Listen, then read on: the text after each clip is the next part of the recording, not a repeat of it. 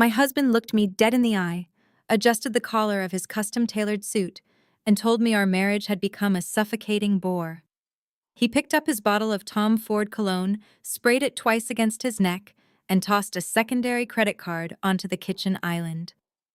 "Do not wait up for dinner tonight," he said, flashing that arrogant smile that used to make my heart race, but now just turned my stomach. "I need a little excitement in my life." He turned on his heel and walked out the front door without a single backward glance. Outside, sitting in the passenger seat of his corporate leased Porsche, was Jasmine. She was 26, a luxury real estate agent who spent more time taking selfies than selling houses, and she was the excitement he was looking for.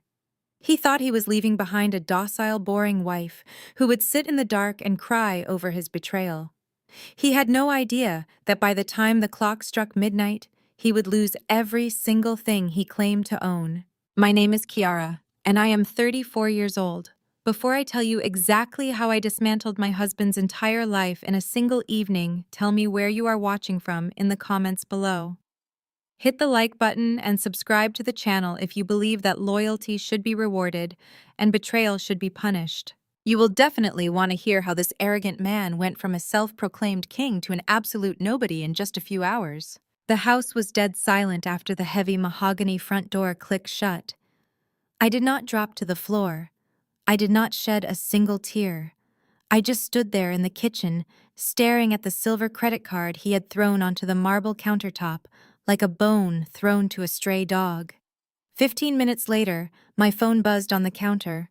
It was an alert from the joint account I still monitored. A charge for $5,000 had just been processed at the Cartier boutique downtown. He was not just taking her to dinner. He was buying her affection with the very funds I helped him secure.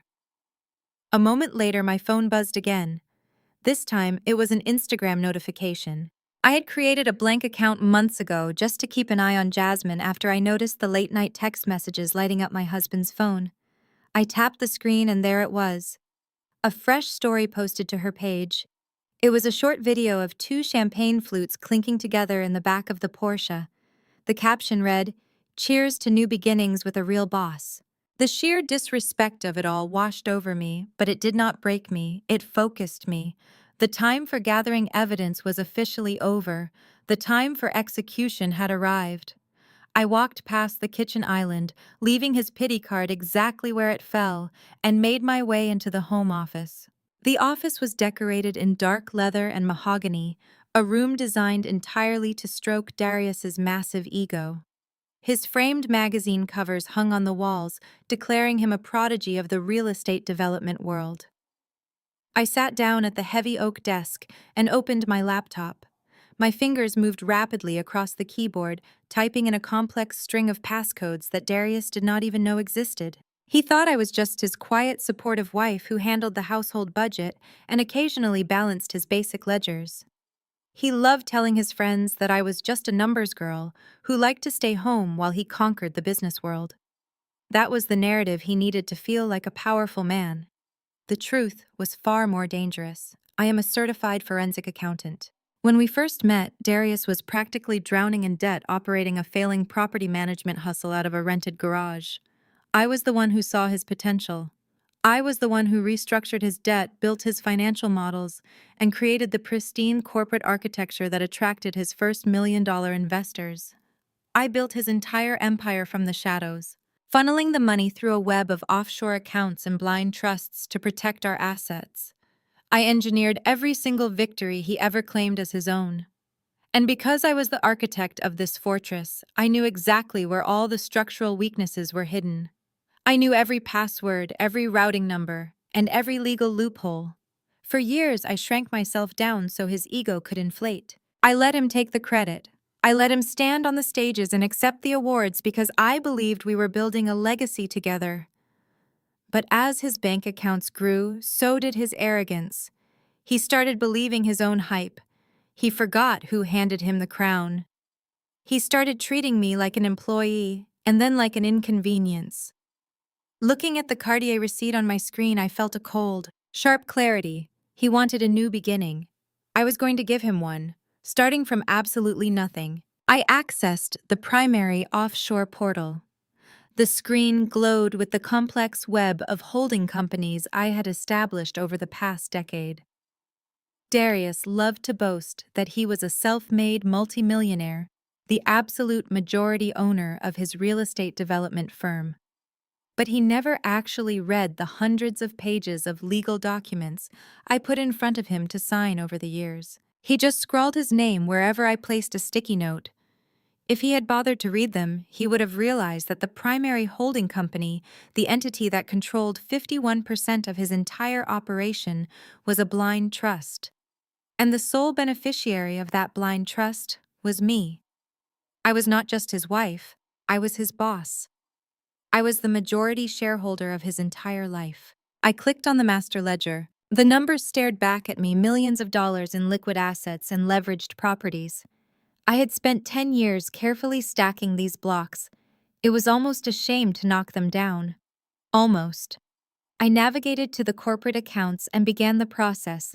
First, I severed his personal access to the company's operational funds. With a single keystroke, his primary black card was frozen. The account balance on his end would immediately show a chilling zero. Next, I targeted his personal investment portfolios. Since my name was listed as the primary account holder on the wealth management portals, I initiated an immediate transfer of all liquid funds into a secure account that only I could access. He was currently sitting in a high-end steakhouse drinking expensive champagne, completely oblivious to the fact that his financial blood was being drained drop by drop. My fingers flew across the keys, fueled by years of suppressed frustration. Every time his family had insulted my appearance, every time his mother had sneered at my modest clothing, every time his sister had laughed at my lack of designer bags, I had swallowed it. I swallowed it because I knew the truth. I knew that the designer bags they carried were paid for by the company I built. I knew the mortgage on his mother's house was paid through a subsidiary I managed. They looked down on me because I did not flash my wealth, not realizing I was the only reason they had any wealth to flash. The irony was poetic, but the reality was exhausting. Tonight, the exhaustion was gone, replaced by a surgical precision. I moved to the next tab on my browser, logging into the corporate vendor management system.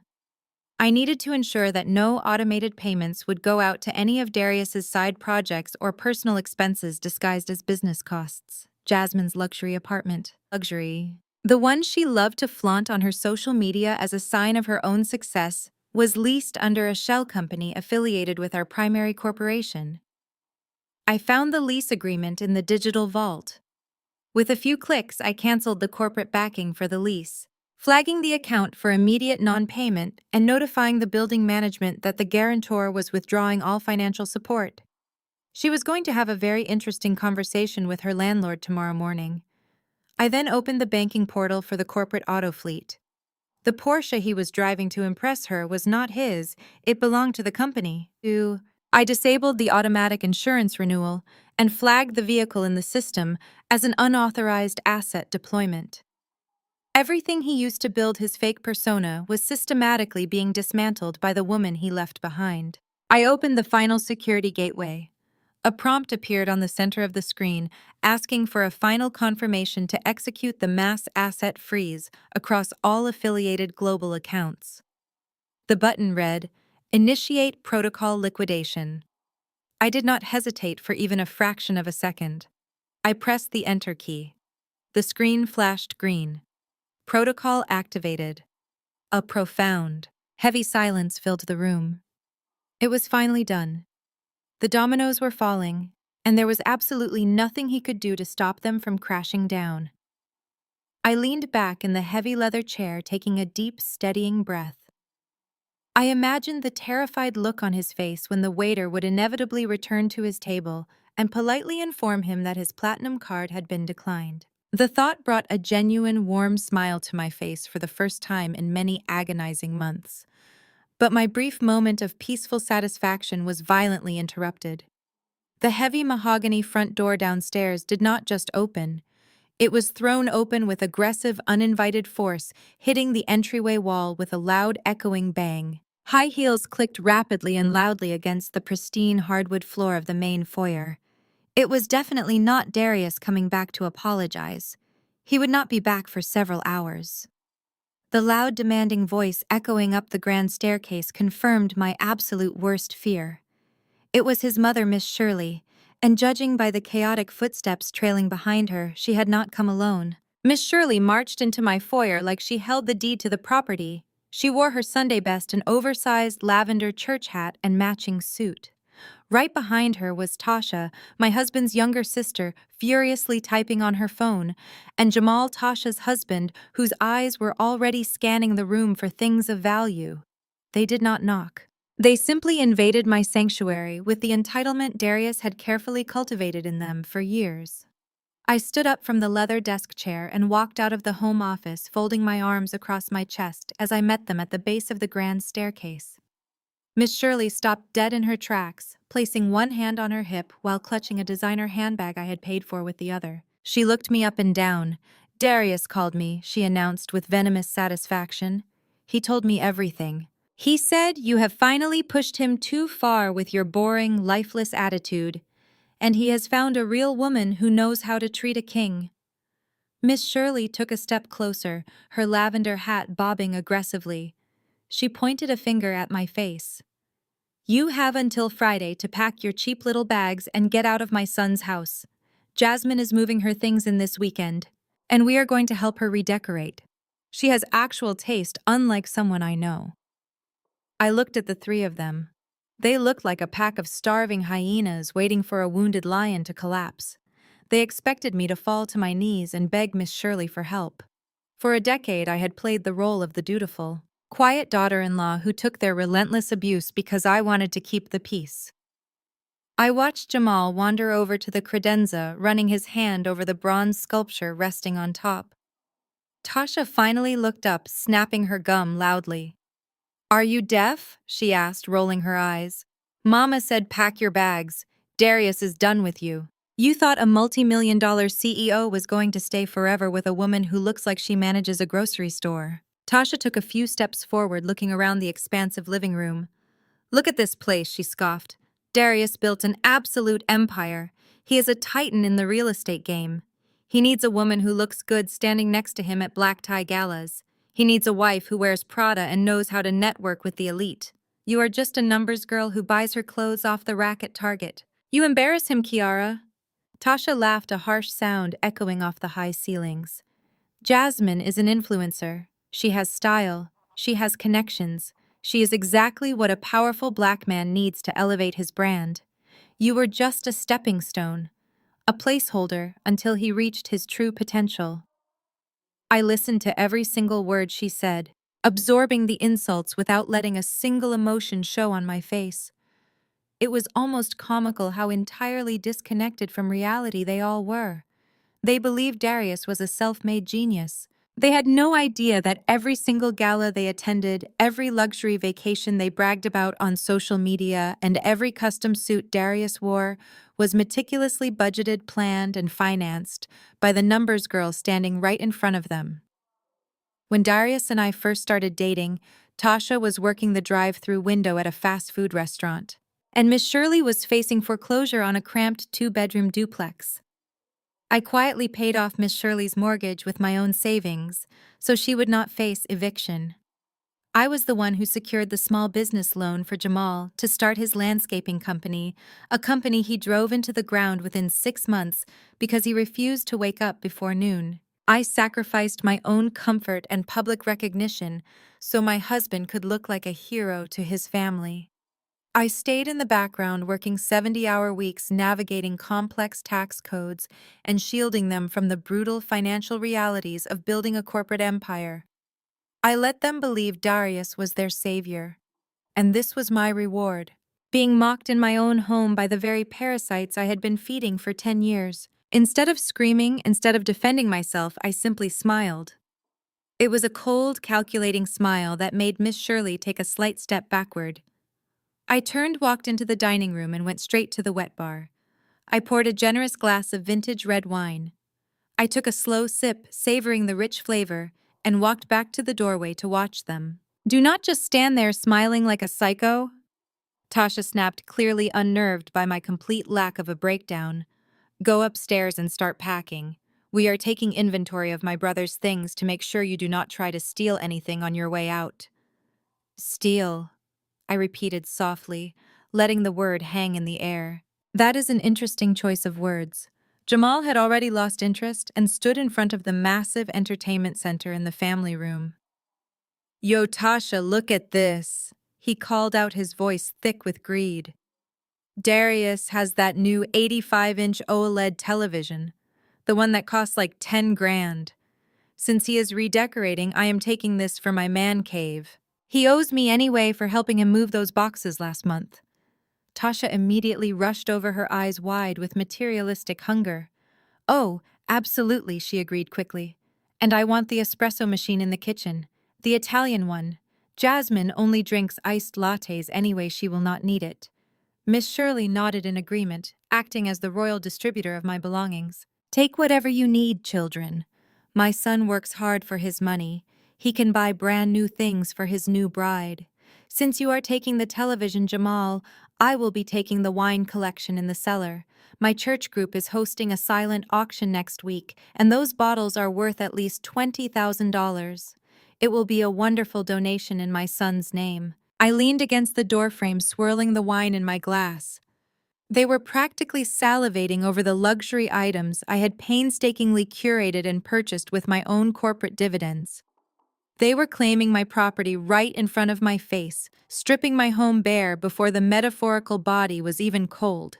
It was the perfect setup. I could not have planned a better trap if I had spent a year designing it.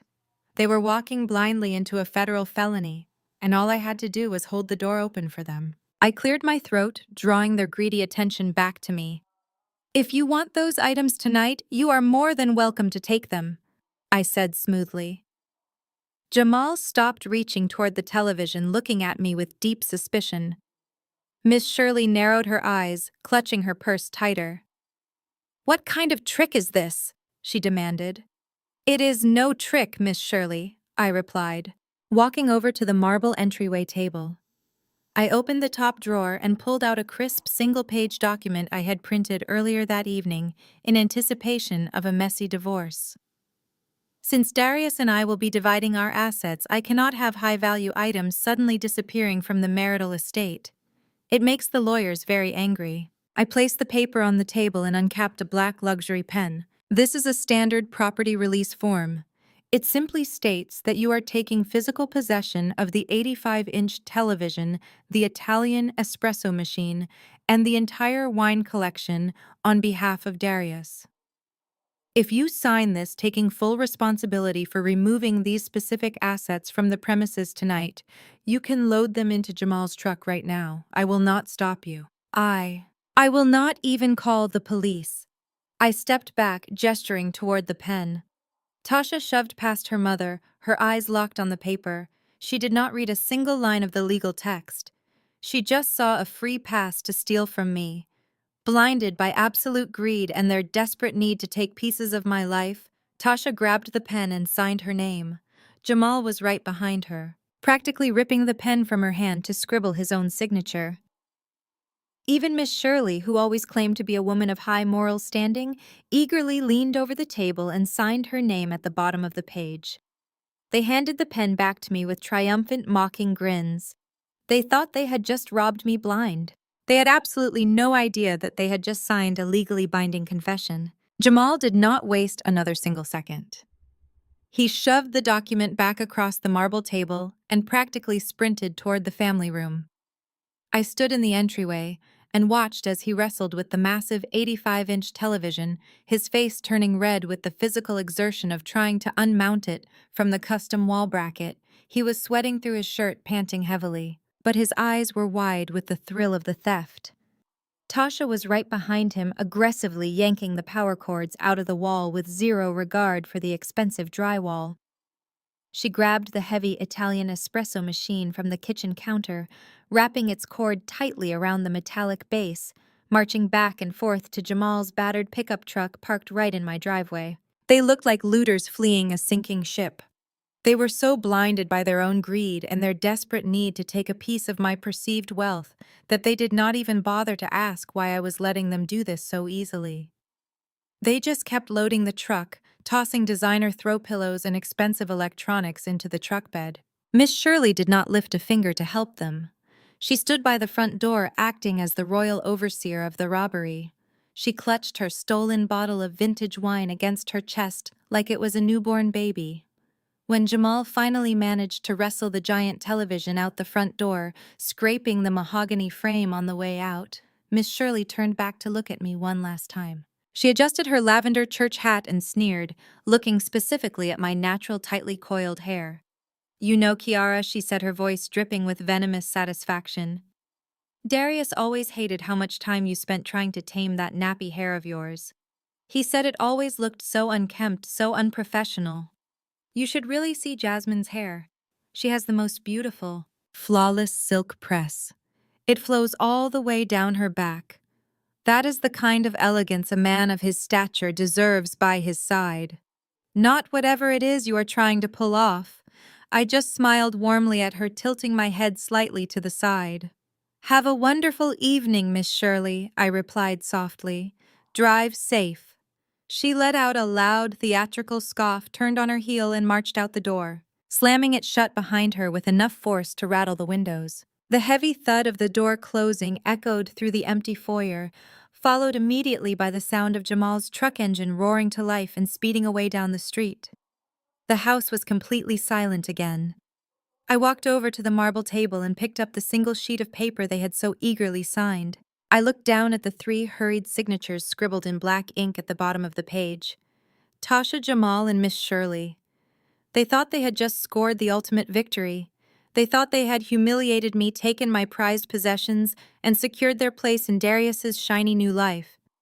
I walked slowly back toward my home office, holding the paper up to the light. They had absolutely no idea what they had just done. Let me explain exactly why this piece of paper was the most dangerous thing they could have ever touched. As a forensic accountant, I track money for a living. I know exactly how funds move, how they are hidden, and how they are washed. For the past 6 months, Darius had been quietly siphoning money out of our primary corporate operational accounts to fund his secret lifestyle with Jasmine. He thought he was being clever by burying the expenses under fake vendor invoices and exaggerated equipment costs. But I saw every single penny. The 85-inch television Jamal just loaded into his truck was not purchased with Darius's personal money. It was purchased using those illegally diverted corporate funds. The Italian espresso machine Tasha stole was bought with stolen company cash. The $20,000 wine collection Miss Shirley planned to proudly donate to her church was acquired through deliberate, documented corporate embezzlement. By signing that property release form and physically removing those specific items from the premises, they had officially taken possession of stolen corporate assets. If a divorce or a bankruptcy proceeding occurred, those items would immediately be classified as hidden assets. In the eyes of the federal government, taking possession of stolen corporate goods to hide them from creditors or a spouse is not a family misunderstanding. It is a federal crime. They were no longer just my annoying, entitled in-laws. By signing that paper, they had legally documented themselves as active accomplices in a conspiracy to commit corporate asset hiding and money laundering. I placed the signed confession carefully into a secure manila folder and locked it inside the bottom drawer of my desk. I would save that specific weapon for the grand finale. Right now, I had bigger targets to eliminate. I sat back down in the heavy leather desk chair and turned my attention back to the glowing laptop screen. The corporate asset freeze I had initiated was already rippling through the system, severing Darius's access to his daily operating funds. But that was merely a superficial wound. It was time to strike at the absolute core of his fake empire. I opened a new encrypted browser window and typed in the web address for the offshore financial registry I had established 7 years ago. Darius loved to stand on stages at real estate conventions and brag about how he built his company from the ground up entirely by himself. He loved calling himself a self-made king. He plastered his face on billboards and magazine covers, claiming 100% ownership of his development firm. But the legal documents told a very different story. When the company first started generating serious revenue, I realized that Darius's ego was growing much faster than his business acumen. He started making reckless decisions, wanting to buy commercial properties we could not afford just to impress his wealthy new friends. I knew that if I let him have total control, he would bankrupt us within 5 years, so I protected the company. I drafted a complex restructuring agreement and buried it inside a massive stack of quarterly tax documents. Darius signed it, without reading a single word, just like he always did. That signature legally transferred 51% of the company's voting shares into an offshore blind trust. He retained 49%, keeping him as the minority owner and the public face of the operation. But the blind trust held the ultimate power. The trust could veto any financial decision, liquidate assets, or completely dissolve the company at any given moment.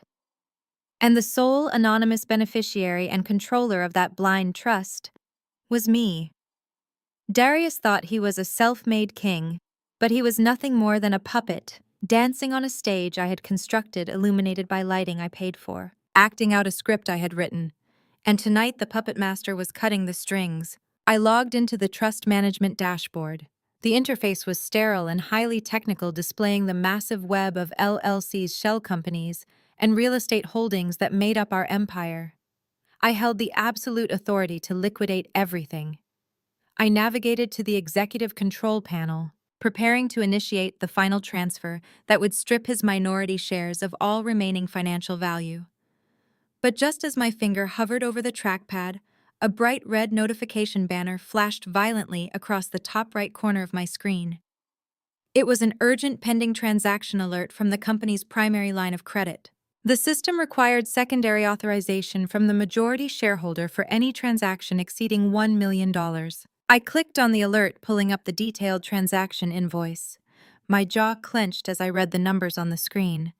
Darius was currently sitting in a steakhouse, completely unaware that his personal cards were already dead, attempting to process a massive wire transfer through his mobile banking application. He was trying to wire $2.5 million directly from the company's emergency commercial line of credit to an escrow account registered to a luxury real estate brokerage. He was trying to buy Jasmine a penthouse condo. He was attempting to drain the very last drop of emergency capital the company possessed to purchase a lavish love nest for his 26-year-old mistress, assuming the funds would clear smoothly by the morning. The sheer audacity of the move was breathtaking. He was willing to risk the payroll of hundreds of employees just to secure a trophy apartment. I stared at the glowing red authorize button on the screen. He was completely exposed, caught in the exact moment of his ultimate betrayal. I did not feel anger anymore. I only felt a cold, calculating satisfaction.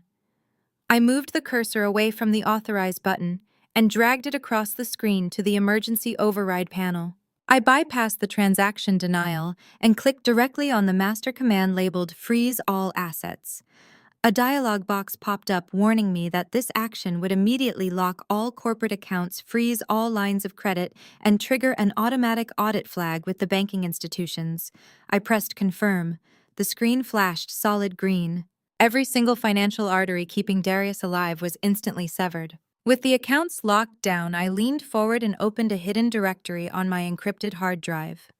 I needed the final piece of paper that would ensure Darius traded his custom-tailored Italian suits for a standard-issue orange jumpsuit. I clicked on a highly secured file labeled Project Zenith and pulled up a massive multi-page PDF document. It was a commercial loan agreement drafted exactly 4 weeks ago. The principal amount was $10 million. Darius had managed to convince a regional commercial bank to front him the cash for a luxury mixed-use development project in the revitalized downtown district. It was supposed to be his crown jewel, the project that would solidify his status among the real estate elite. But a commercial loan of that massive magnitude required the explicit notarized authorization of the company's majority shareholder. Darius knew he could never ask me to sign it because I would have demanded a full forensic risk assessment of the project. If I had audited the project file, I would have instantly seen the hidden slush fund he built into the construction budget to finance his secret life with his mistress. So instead of facing me, he took the coward's way out. He forged it. I scrolled down past the dense legal jargon to page 47 of the document and zoomed in on the primary signature line. There it was. My name, Kiara Jackson, scrawled in black ink. He had actually tried his best to mimic the sharp loops and aggressive angles of my handwriting. He had even gone so far as to bribe a corrupt notary public he frequently used for small, under-the-table real estate closings to officially stamp the page. He thought this was just another minor shortcut, a little white lie in the grand scheme of his ever-expanding business empire. He truly believed that the rules did not apply to him because he was a self-proclaimed king. He did not understand the severe federal implications of what he had actually done. Forging a spouse's name on a joint tax return is a massive headache that might land you in civil court. Forging the majority shareholder's signature on a $10 million commercial loan application is a Class B federal felony. It is textbook wire fraud, bank fraud, and identity theft. Because he had secured the funds across state lines and utilized federal banking networks to process the transaction, he had elevated his crime from a local dispute to a severe federal offense. He had handed me the exact weapon I needed to completely destroy him, fully loaded with the safety off. He actually believed he was invincible. I stared at the forged signature on the glowing screen and felt a strange, chilling wave of profound disgust wash over me. This was the man who slept next to me every night, the man who kissed my forehead every morning while actively plotting to steal millions behind my back. He used the very empire I built from the ground up to fund his betrayal. And he used my clean legal identity to underwrite all of his massive financial risks. I opened a side-by-side window on my monitor, pulling up my actual legally binding signature from the master trust documents. The differences were painfully obvious to a trained financial eye. The pressure points of the pen strokes were entirely wrong. There was a noticeable hesitation in the curvature of the letters, and it lacked the smooth fluidity of a natural signature. A forensic handwriting expert would tear this document to shreds in less than 5 minutes on a witness stand. But I was not going to wait for a civil divorce attorney to point that out during an expensive mediation session. Mediation was for women who wanted a fair financial settlement and a quiet separation. I did not want a settlement. I wanted total irreversible annihilation. I began compiling the digital audit trail with absolute precision. I did not pick up my phone to call a divorce lawyer to cry about my cheating husband. Lawyers charge by the hour just to negotiate terms, and I was not negotiating anything. I acted exactly as the senior forensic auditor I was highly trained to be. I created a secure, encrypted folder on my desktop and started dragging and dropping the undeniable evidence. File 1 was the forged $10 million loan agreement in its original PDF format. File 2 was the internal server IP address log clearly showing that the document was digitally uploaded and submitted directly from Darius's private office computer, not from my secure home terminal. File 3 was the complete unedited financial ledger, demonstrating exactly how he immediately diverted $2.5 million of that federal loan into a private offshore holding account intended for Jasmine's luxury condominium. File 4 was a detailed structural schematic of the offshore blind trust, proving beyond any reasonable doubt that I was the ultimate majority shareholder and had never legally authorized the transaction. It was a flawless, airtight package of criminal evidence. Any federal prosecutor in the country would salivate over a white-collar case this perfectly organized. I opened a secure browser network, routing my internet connection through a series of virtual private networks to ensure maximum anonymity and security. I navigated directly to the official whistleblower portal of the United States Securities and Exchange Commission. The SEC does not take kindly to arrogant corporate officers defrauding major financial institutions and blatantly misrepresenting shareholder equity. I filled out the complex intake forms with surgical precision, attaching the heavily encrypted folder to the submission. I hit submit and watched the progress bar slowly turn green. Confirmation received. But the SEC is a massive bureaucracy that moves slowly, and I wanted immediate kinetic action tonight. So I opened my secure email client and drafted a highly detailed message to the special agent in charge of the FBI's white-collar crime field office in our local district. I had consulted with their division several years ago during a corporate fraud seminar, and I knew exactly what specific legal buzzwords would bypass the lower-level analysts and land my email directly on a senior federal agent's desk. I typed the subject line in all capital letters: urgent. $10 million wire fraud and forgery by corporate CEO. Ongoing flight risk and immediate asset dissipation. I attached the exact same encrypted dossier to the email. In the body of the message, I outlined the precise federal statutes he had knowingly violated, provided his exact current location at the downtown steakhouse, and explicitly noted that he was actively attempting to wire stolen corporate funds to a real estate brokerage. I took one final breath and clicked send. The message vanished into the federal servers. There was absolutely no going back now. The unstoppable federal machinery had been activated, and once those massive gears start grinding, they do not stop until someone is wearing handcuffs. With his future freedom officially compromised and his business empire systematically dismantled, I decided to focus my attention on his immediate mobility. Destroying his life's work was the main course of this evening, but I needed a little petty appetizer to satisfy my immediate anger. I accessed the corporate insurance management portal. Darius loved to parade around the city in his charcoal gray Porsche 911 Turbo. It was his ultimate status symbol, the extremely expensive toy that made him feel like an untouchable titan of industry. Jasmine absolutely loved posting vain selfies from the passenger seat, showing off the embossed leather headrests to her thousands of followers. But that car did not legally belong to Darius. It was registered to our secondary logistics subsidiary, classified strictly as a corporate fleet vehicle for tax purposes. I navigated to the active commercial policy list and selected the Porsche. I clicked on the Policy Modification tab and selected Immediate Permanent Cancellation. A prompt asked for a required reason for the abrupt termination. I selected Unauthorized Driver and Extreme Liability Risk from the drop-down menu. The system processed the request in seconds, instantly stripping the luxury vehicle of all liability and collision insurance coverage.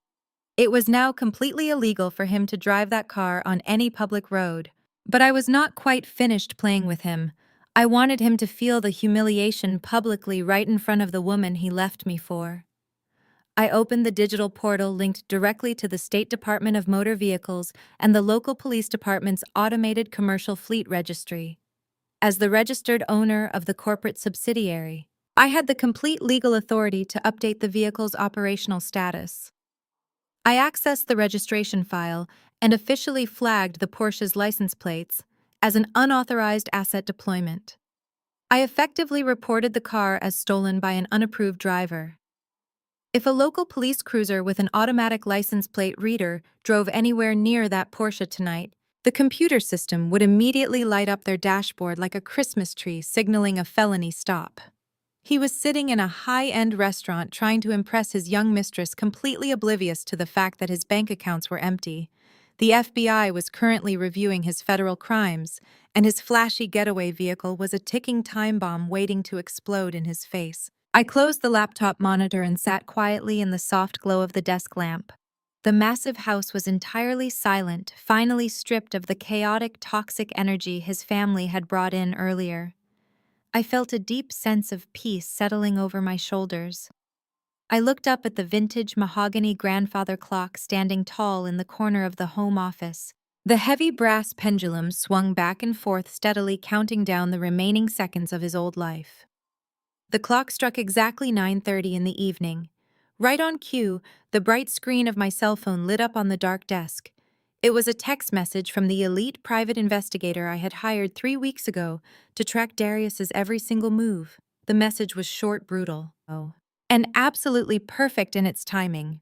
Target's platinum card was just declined at the steakhouse table. Manager is approaching. I smiled to myself in the empty room. The real games had officially begun. Across town, oblivious to the digital execution taking place in his own home office, Darius was holding court at the most exclusive table inside the Sovereign. The Sovereign was the city's premier rooftop steakhouse and the absolute epicenter for the local black elite. Tonight, the dining room was packed with influential politicians, wealthy entrepreneurs, and high-profile entertainers. Darius was exactly where he wanted to be, wearing a custom-tailored charcoal suit, laughing loudly while swirling a $500 glass of vintage cognac. Sitting right across from him was Jasmine, wearing a skin-tight designer dress. She definitely could not afford posing for her camera flashes. She was aggressively documenting their romantic evening for her thousands of followers, making sure to capture the expensive seafood tower and the diamond bracelet Darius had given her. She wanted everyone online to know she bagged a millionaire chief executive officer. Darius leaned back in the plush leather booth, soaking in the admiring glances from surrounding tables. He recognized a local circuit court judge 2 tables over and offered a confident nod. He felt invincible, a true king of the city. When the waiter approached their table, carrying the sleek black leather billfold, the total was well over $5,000. Darius did not bother looking at the receipt. He simply flashed a cocky smile, pulled the corporate platinum card from his wallet, and dropped it onto the silver tray with a loud metallic clink. He wanted the surrounding tables to see exactly how wealthy he was. The waiter offered a polite nod and walked away. Jasmine reached across the table, tracing the rim of her champagne flute, whispering sweetly about the luxury condominium they were going to close on the very next morning. Darius promised her the world, boasting arrogantly about the massive $2.5 million wire transfer he had just initiated. 10 minutes later, the waiter returned to their table. He was no longer offering the polite smile from earlier. He stood remarkably stiff, holding the billfold awkwardly. "Sir," the waiter said, his voice carrying enough volume to breach the ambient noise of the busy dining room. "I apologize for the inconvenience, but your card has been declined." The conversation at the immediate neighboring tables suddenly stopped. The heavy silence spread outward like a ripple in a pond, heads turning to look at the powerful man who could not pay his bill. Darius scoffed loudly, attempting to brush off the humiliating statement. "There must be a mistake with your machine," he replied defensively, his voice tight. "Run it again." "I ran it 3 times, sir." The waiter responded, holding his ground. "The terminal explicitly says, 'account frozen.' Do you have an alternative form of payment?" The phrase, "account frozen," echoed through the upscale dining room. Jasmine froze, her perfectly manicured hands stopping mid-air. The smug expression completely vanished from her face, replaced instantly by absolute mortification. As a social media influencer whose brand was built on portraying flawless luxury, public embarrassment was her ultimate nightmare. She looked around the room and noticed several well-dressed patrons discreetly holding up their cell phones. The camera lenses pointed directly at their table. The black elite circle was incredibly small, and gossip traveled fast. Someone was already recording the mighty real estate titan failing to pay for his stake. Darius felt a cold sweat break out across his forehead. He quickly reached back into his wallet and pulled out his personal gold card, slamming it onto the table.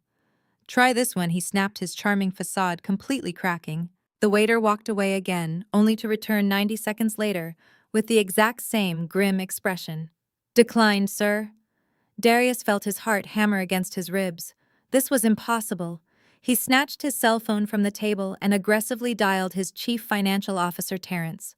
Jasmine buried her face in her hands, desperately trying to hide from the glowing screens. Terrence picked up on the second ring, and before Darius could even yell, the chief financial officer was already hyperventilating into the receiver. "Darius, thank God you called!" Terrence shouted, the sheer panic in his voice unmistakable. "The entire system is locked. We are completely dead in the water." Darius lowered his voice to a furious whisper, turning away from the prying eyes of the restaurant. "What do you mean the system is locked?" he demanded. "Fix it immediately. I am sitting at the Sovereign and my cards are bouncing." Terrence let out a terrified gasp. "I cannot fix it, Darius." The majority shareholder triggered a global override protocol. Every single corporate account is frozen. The operational funds, the payroll accounts, the emergency credit lines, everything is showing a zero balance. We have absolutely zero liquidity. The bank just called me, payroll is dead. We cannot pay the contractors tomorrow.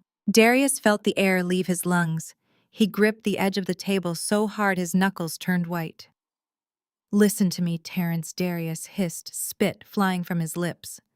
You call whoever represents that trust fund right now. You tell them I am the chief executive officer of this company, and I demand they lift this freeze immediately.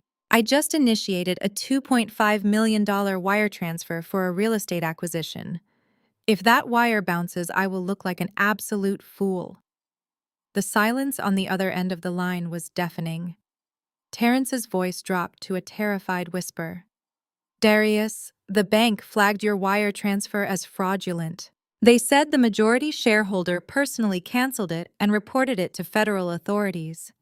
The illusion of his absolute power shattered into a million irreversible pieces right there in the middle of the crowded restaurant. Darius stared blankly at the expensive crystal chandelier hanging above his head, a horrifying realization washing over his paralyzed body. He spent the last 10 years strutting through boardrooms, accepting awards, and calling himself a self-made titan. He convinced himself that he was the supreme ruler of his real estate empire. But standing there facing total financial ruin, he realized the most terrifying truth of all. He did not even know the name of the majority shareholder. When the company was aggressively expanding years ago, his wife Kiara handled all the complex legal structuring. She placed a massive stack of incorporation papers on his desk, explaining that placing majority voting shares into a blind trust was a standard asset protection strategy favored by the ultra-wealthy. He eagerly signed the papers without reading a single paragraph, assuming it was just another brilliant tax loophole she engineered to make him richer. From that day forward, he only ever communicated with the trust through a high-powered proxy law firm located in a different state. He never met the trustee. He never seen a face or heard a voice. He was entirely dependent on a faceless entity that had just decided to cut his throat. The terrifying weight of his situation violently crashed down on his shoulders. If the blind trust was hostile, they had access to every single financial transaction he ever made. That meant they knew about the hidden slush funds. They knew about the diverted corporate assets. And most horrifying of all, they knew about the $10 million commercial loan he fraudulently secured just 4 weeks ago. He forged the majority shareholder's signature on a federal banking document. If the shareholder flagged the wire transfer to the feds, it was only a matter of time before they handed over the forged loan agreement. He was not just facing bankruptcy. He was facing federal prison. Sir, the restaurant manager arrived at the table flanked by 2 security guards.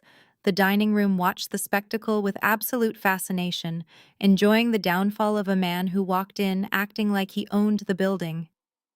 The murmurs from the elite crowd felt like physical blows. You need to provide valid payment immediately, or we will call the authorities, the manager stated firmly. Darius was visibly trembling. He had no cash, no working credit cards, and no access to company funds.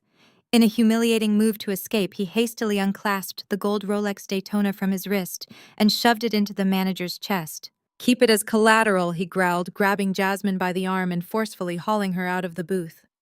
Jasmine stumbled in her high heels, weeping openly and trying to shield her face with her handbag as camera flashes illuminated their disgraced exit. They practically ran through the lobby, pushing past the host stand and bursting through the glass doors into the cool night air. Darius frantically waved his valet ticket at the attendant, desperate to jump into his Porsche and speed away. But the nightmare was already waiting for him at the curb.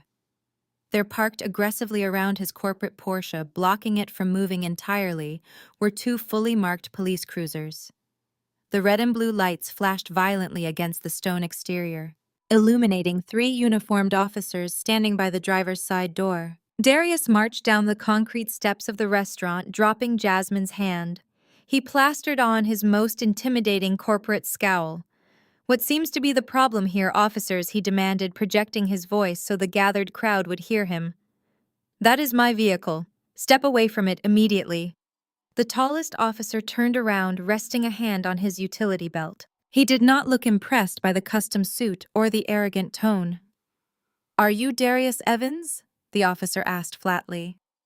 Darius nodded sharply. I am the chief executive officer of the company that owns that car. The officer pulled a small notepad from his chest pocket.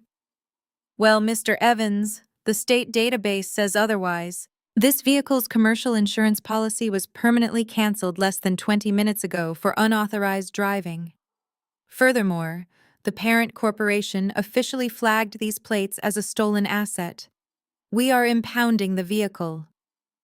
Darius felt the warm blood drain completely from his suddenly pale face as the horrifying reality set in. That is completely absurd, he sputtered. I own the company. I authorize myself to drive it. Let me call my chief financial officer. You can call whoever you want tomorrow morning, the officer replied coldly, gesturing down the street. Right now, this car is going to the municipal impound lot. A flatbed tow truck reversed into the lane, its diesel engine roaring over the crowd. The heavy steel chains clanked together as the tow operator hooked them directly onto the undercarriage of the pristine Porsche. No, no, you cannot do this, Jasmine shrieked, pushing past Darius on her designer stilettos. My designer bags are in the trunk. The officer held up a stern hand, forcing her to step back onto the curb. Anything inside stays as evidence of theft, ma'am. Stand back before I cite you for interfering. Jasmine let out a wail of pure devastation. The heavy glass doors of the Sovereign opened again. Jasmine's fellow social media influencers spilled onto the sidewalk, phones raised high. They captured every single agonizing second of the repossession in high-definition video. Camera flashes illuminated Darius's panicked face as the tow truck hoisted his symbol of wealth into the air and drove away down the busy avenue. Jasmine spun around to face Darius, makeup ruined by angry tears. Are you completely broke? She screamed. You told me you were a multimillionaire. You told me we were closing on a $2.5 million penthouse tomorrow morning. Now my friends are posting videos of your leased car getting repossessed on a Friday night. You are an absolute fraud. Darius frantically held up his hands, trying to shush her as the crowd whispered. Baby, please keep your voice down, he pleaded, pulling out his cell phone.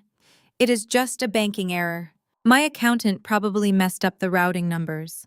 I am going to order a black SUV right now and we will go back to my place to sort this out. He aggressively tapped the screen of his phone, opening his ride-sharing application. He selected the most expensive luxury SUV available, desperate to regain his dignity. He tapped Confirm. A red error message immediately popped up on the screen. Payment method declined. Please update your billing information. Darius cursed under his breath, frantically switching to his personal debit card. He tapped Confirm again. Another error message flashed. Secondary credit card. Declined. Digital wallet. Declined. The horrifying reality sank in. His personal accounts and digital wallets were fundamentally linked to his corporate empire. When the mysterious majority shareholder initiated the global asset freeze, they did not just lock the business accounts. They legally severed his personal financial lifeline. He had absolutely no cash in his wallet. He had no working credit cards. He could not even afford a basic shared ride across town. He was a supposed titan of industry standing on a public sidewalk without a single dollar to his name. Jasmine crossed her arms tightly over her chest, glaring at him with pure disgust. Well, she demanded, tapping her stiletto impatiently against the concrete. Where is the car, Darius? Where is the luxury ride you promised me? Darius stared blankly at his useless phone screen, his mouth opening and closing without any sound coming out. Jasmine let out a harsh, mocking laugh that cut him deeper than any physical blow. You have nothing, she spat venomously. Do not ever contact me again. I am not ruining my brand for a broke married loser. She turned her back on him, marching toward a group of her influencer friends who were already waving down a passing taxi. Darius did not try to stop her. His chest heaved with a toxic mixture of profound humiliation and explosive, uncontrollable rage. There was only one person on the entire planet who possessed the intimate financial knowledge required to execute an attack of this magnitude. It was not a faceless majority shareholder. It was the woman sitting in his house. It was Kiara. He stomped aggressively away from the crowded restaurant entrance, seeking the quiet isolation of a dark, narrow alleyway between two brick buildings. He dialed Kiara's cell phone number, gripping the device so tightly the plastic casing creaked under the pressure. The phone rang twice before she answered. Hello, Darius? Her voice floated softly through the speaker, sickeningly calm and perfectly composed. Darius unleashed a vicious whispered tirade into the receiver. "What did you do, you crazy psycho?" he hissed, pacing back and forth in the dark alley. "Did you call my chief financial officer? Did you lock my accounts? I am stranded downtown." "The police towed my car. Jasmine just dumped me on the sidewalk." "You have completely lost your mind." Kiara did not yell back. She simply let him completely exhaust his angry breath. Then she spoke, her tone cold and sharp as a surgeon's scalpel. "I told you our marriage had become too boring, Darius. I decided to inject a little excitement into the evening. Do you like my new hobby?" Darius gritted his teeth, his jaw aching from the tension.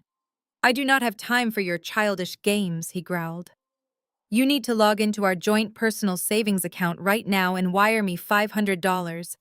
I need to get home. I am going to call my lawyers in the morning and they are going to absolutely destroy you for doing this. Do it now, Kiara." A soft, genuine laugh echoed through the phone speaker. "Oh, I cannot do that, Darius," she replied cheerfully. "Our joint savings account is currently sitting at exactly $0.00. Darius stopped pacing. The blood roared in his ears.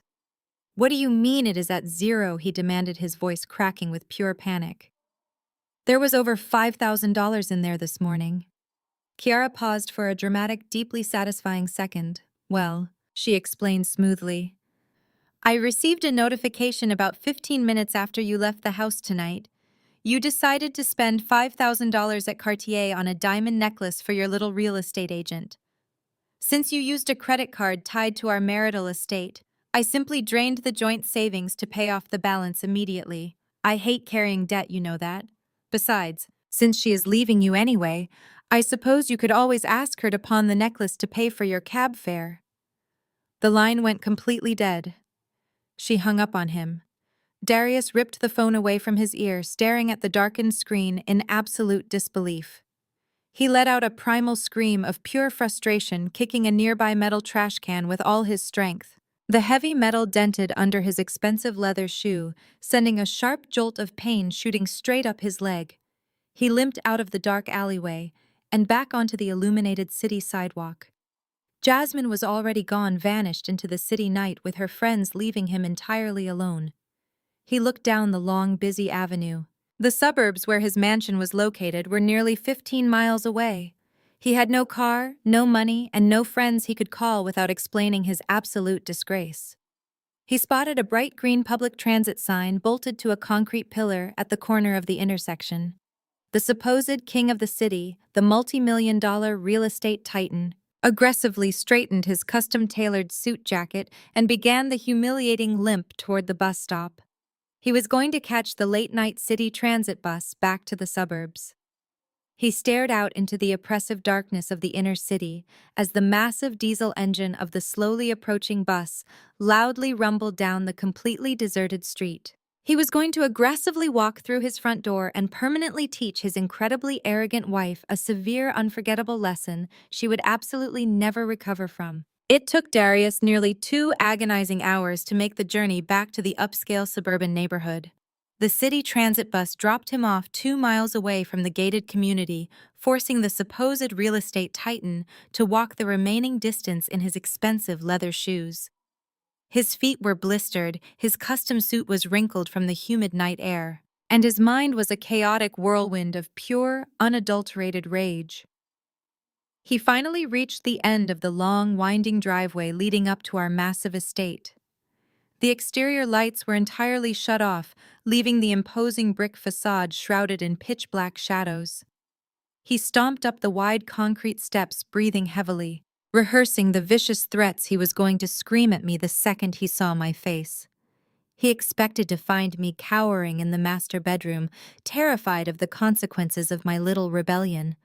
He shoved his key into the heavy mahogany front door and violently pushed it open at exactly 11:15 in the evening. He burst through the threshold like a conquering general ready to wage absolute war against a disobedient subordinate. He opened his mouth to unleash his fury, but the words instantly died in his throat. He froze perfectly still in the doorway, his hand still gripping the brass handle. The air inside the house felt completely different. It was cold, echoing, and entirely hollow. The grand foyer, which usually welcomed guests with a massive crystal chandelier and a custom imported silk rug, was completely stripped bare. Darius blinked rapidly, thinking the lack of lighting was playing tricks on his exhausted eyes. He reached out and aggressively flicked the wall switch. The overhead recessed lights flickered to life, illuminating a scene of absolute devastation. The mansion was completely empty. The expensive abstract art pieces he had commissioned for the hallway walls were gone, leaving only small nail holes in the pristine drywall. The marble entryway table was missing. He stepped cautiously into the expansive living room, his leather shoes clicking loudly against the bare hardwood floor. The custom leather sectional, the glass coffee table, the expensive floor lamps, everything had vanished without a single trace. It looked as though a professional liquidation crew had swept through the entire house with military precision, erasing every single memory of the life we had built together. He spun around, looking toward the formal dining room. The massive oak table that seated 12 was gone. The antique china cabinets were gone. His precious home office, visible through the double French doors, was stripped down to the bare carpet. The only object remaining in the entire sprawling 6,000-square-foot mansion was situated dead center in the middle of the grand foyer. It was a single cheap metal folding chair, and I was sitting completely still on it, crossing my legs elegantly, wearing a tailored black dress and a calm, perfectly composed smile. I watched his brain short-circuit as he tried to process the sheer magnitude of the emptiness surrounding him. He looked like a cornered animal frantically searching for something familiar to ground him in reality. But I had taken it all. I had systematically removed the physical manifestations of his massive ego. He had left the house hours earlier, feeling like a king leaving his castle to conquer a new kingdom. Now he was standing in a hollow shell, realizing he did not even own the throne. Darius finally found his voice, though it cracked pathetically under the immense weight of his shock. "What did you do?" he whispered, his eyes wide with disbelief as they darted around the cavernous room. "Where is my furniture? Where are my paintings?" His whisper quickly escalated into a frantic, booming shout that echoed loudly off the bare walls. "Where is my stuff, Kiara?" He stormed toward me, his hands balled into tight fists, his face turning a deep shade of crimson. "You think this is a joke? You think you can just hire a moving truck and steal my property? I will have my lawyers draft an eviction notice so fast your head will spin. I am going to throw you out on the street with absolutely nothing. You are going to be homeless, Kiara, homeless and completely bankrupt. I will make sure no firm in this city ever hires you again.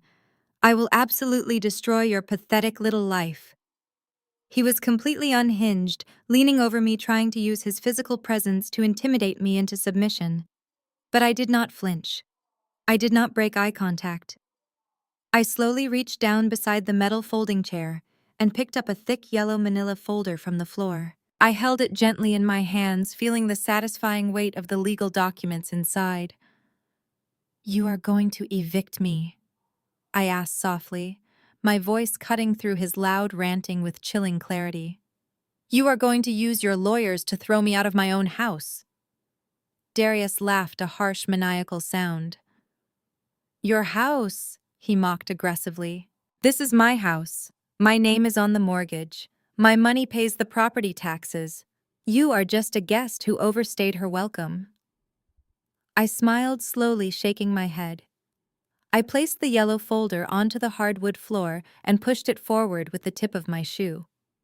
It slid smoothly across the polished wood, stopping exactly at the toes of his ruined leather shoes. "I highly suggest you open that folder before you make any more embarrassing threats, Darius." He glared at me, breathing heavily before aggressively snatching the folder off the floor. He ripped it open, pulling out the official county documents. His eyes scanned the heavy black text, searching for the familiar legal jargon he was so used to ignoring. "This is the deed to the property," he muttered, his brow furrowing in deep confusion. "Yes," I replied calmly. "Keep reading. Look at the registered owner." He flipped to the second page. His eyes locked onto the bold print at the center of the document. The property was not registered in his name. It was not registered in my name either. The official owner of the massive estate was a private limited liability company, an LLC that I had completely established and solely controlled long before we ever signed the original purchase agreement. Darius stared at the legal document, the paper violently shaking in his trembling hands. "This makes absolutely no sense," he stammered, reading the lines over and over again, desperately hoping the words would magically rearrange themselves to restore his power. "I signed the closing papers. I remember signing them with the real estate agent." "You did sign them," I confirmed smoothly, keeping my voice remarkably steady. "You signed the paperwork as a tenant, Darius. You signed a long-term residential lease agreement that I prepared and placed right in front of you. You were so incredibly eager to show off this massive mansion to your friends and your greedy family that you never actually bothered to verify who legally owned the dirt it was built on. My company owns this house. My company owns the land. You have simply been paying me an exorbitant amount of rent every single month for the past 6 years. And since you failed to pay the corporate insurance on your vehicle tonight, I considered that a direct breach of our financial agreement." He looked up from the paper, his mouth hanging open in pure, unadulterated horror. He was not a wealthy homeowner. He was a tenant facing immediate eviction by his own wife. He dropped the folder onto the floor as if it had suddenly caught fire. "You cannot do this to me," he whispered, the absolute reality of his complete financial ruin finally crushing his spirit. "We are legally married. A judge will never allow this. This is marital property, and you cannot just sell it without my formal consent." I laughed out loud. "It is not marital property, Darius. The limited liability company was formed in a trust completely separate from our marriage. You signed a waiver acknowledging the separate entity status during our 2nd year of marriage when you needed me to shield your personal income from a massive lawsuit. You literally begged me to hide your assets, and I did exactly what you asked. I hid them from everyone, including you." He stumbled backward, hitting the wall. The color entirely drained from his face as the sheer magnitude of my careful planning fully registered in his mind. He was truly, utterly trapped. There was no legal loophole, no clever attorney, and absolutely no magical escape from this nightmare. I slowly raised my left arm, pulling back the sleeve of my black dress to check the time on my diamond watch. "I sold this property to a major commercial developer exactly 3 hours ago," I stated coldly. "The demolition crew arrives here tomorrow morning. You are currently trespassing." Darius stared at me for a long, agonizing moment. The heavy silence in the empty foyer stretched out until the tension felt thick enough to suffocate him. He looked around the barren walls, the stripped floors, and back to my perfectly composed face. Then slowly a low chuckle started deep in his chest. The chuckle grew louder, bouncing off the bare walls, until he was throwing his head back and laughing uncontrollably. It was a harsh, forced sound completely devoid of any real humor or genuine amusement. He wiped a fake tear from his eye and shook his head, looking down at me with an expression of pure, unadulterated condescension. "You really think you did something here?" He mocked, his voice dripping with absolute arrogance. "You honestly believe that pulling a petty real estate prank and selling the house out from under me is going to break me?" He took a step forward, puffing out his chest, desperately trying to reinflate his shattered ego and reclaim his dominance in the room. "Kiara, my company is evaluated at $50 million. I am a recognized titan in the commercial development sector of this city. Do you hear me? $50 million. I could walk into any major bank tomorrow morning, snap my fingers, and buy 10 of these basic suburban mansions before my lunch break. I do not need this house. I do not need this neighborhood. And I certainly do not need a bitter, jealous wife who throws a desperate tantrum just because her husband finally decided to upgrade to a younger, more attractive woman." He paced back and forth across the hardwood floor, his confidence visibly returning as he verbally stroked his own ego. He truly believed his wealth was an impenetrable fortress that I could never breach. "You can keep the money from the house sale," he declared generously, waving his hand in the air like a benevolent king forgiving a peasant. "Consider it your formal severance package. Because by tomorrow afternoon, my legal team is going to aggressively freeze your personal accounts draft ironclad divorce papers and wipe you out entirely. You are going to be living in a cramped one-bedroom apartment watching me build skyscrapers and attend exclusive black tie galas with Jasmine. My empire is completely bulletproof. I built it from absolutely nothing, and no one, especially not a glorified accountant who sits at home all day, can ever take it away from me. He stopped pacing and crossed his arms, smirking down at me with supreme confidence. So go ahead, call the demolition crew. I will pack a small bag check into a luxury penthouse suite at the Four Seasons downtown and laugh about this pathetic display over a $500 breakfast. You are pathetic, Kiara. You thought you had me trapped in a brilliant checkmate, but you do not even understand how to play the game on my level. I let him finish his magnificent delusional speech. I sat perfectly still on my cheap metal folding chair, listening to the absolute nonsense pouring from his mouth. When he finally went quiet, clearly waiting for me to burst into tears or scream in frustrated defeat, I simply reached into the black leather briefcase resting against the front leg of my chair. I pulled out a second manila folder, much thicker and heavier than the first one. I rested it squarely on my lap and looked up at him, my expression entirely devoid of emotion. You are absolutely right about one thing, Darius, I said smoothly. Your company is currently evaluated at roughly $50 million. The asset portfolio is quite impressive. But you are fundamentally incorrect about who actually owns that massive empire. The smug smirk faltered slightly on his face, a sudden flicker of uncertainty crossing his dark eyes. I opened the folder and pulled out the master incorporation documents for his primary holding company. I held up the crisp pages so he could clearly see the heavy legal text and the official state registry seals. Do you remember the massive corporate restructuring we did 7 years ago? I asked, keeping my tone conversational and remarkably light. You were facing that ugly liability lawsuit from the downtown zoning board. You were terrified of losing everything you had just started to build. You begged me to find a legal way to shield your personal assets from the impending litigation. So I placed a massive stack of documents on your mahogany desk. I told you it was a standard asset protection strategy, utilizing an offshore blind trust. You signed every single page without reading a single paragraph. You just wanted to get back to playing golf with your new wealthy friends. Darius stared at the legal papers in my hand, his breathing suddenly becoming fast and shallow.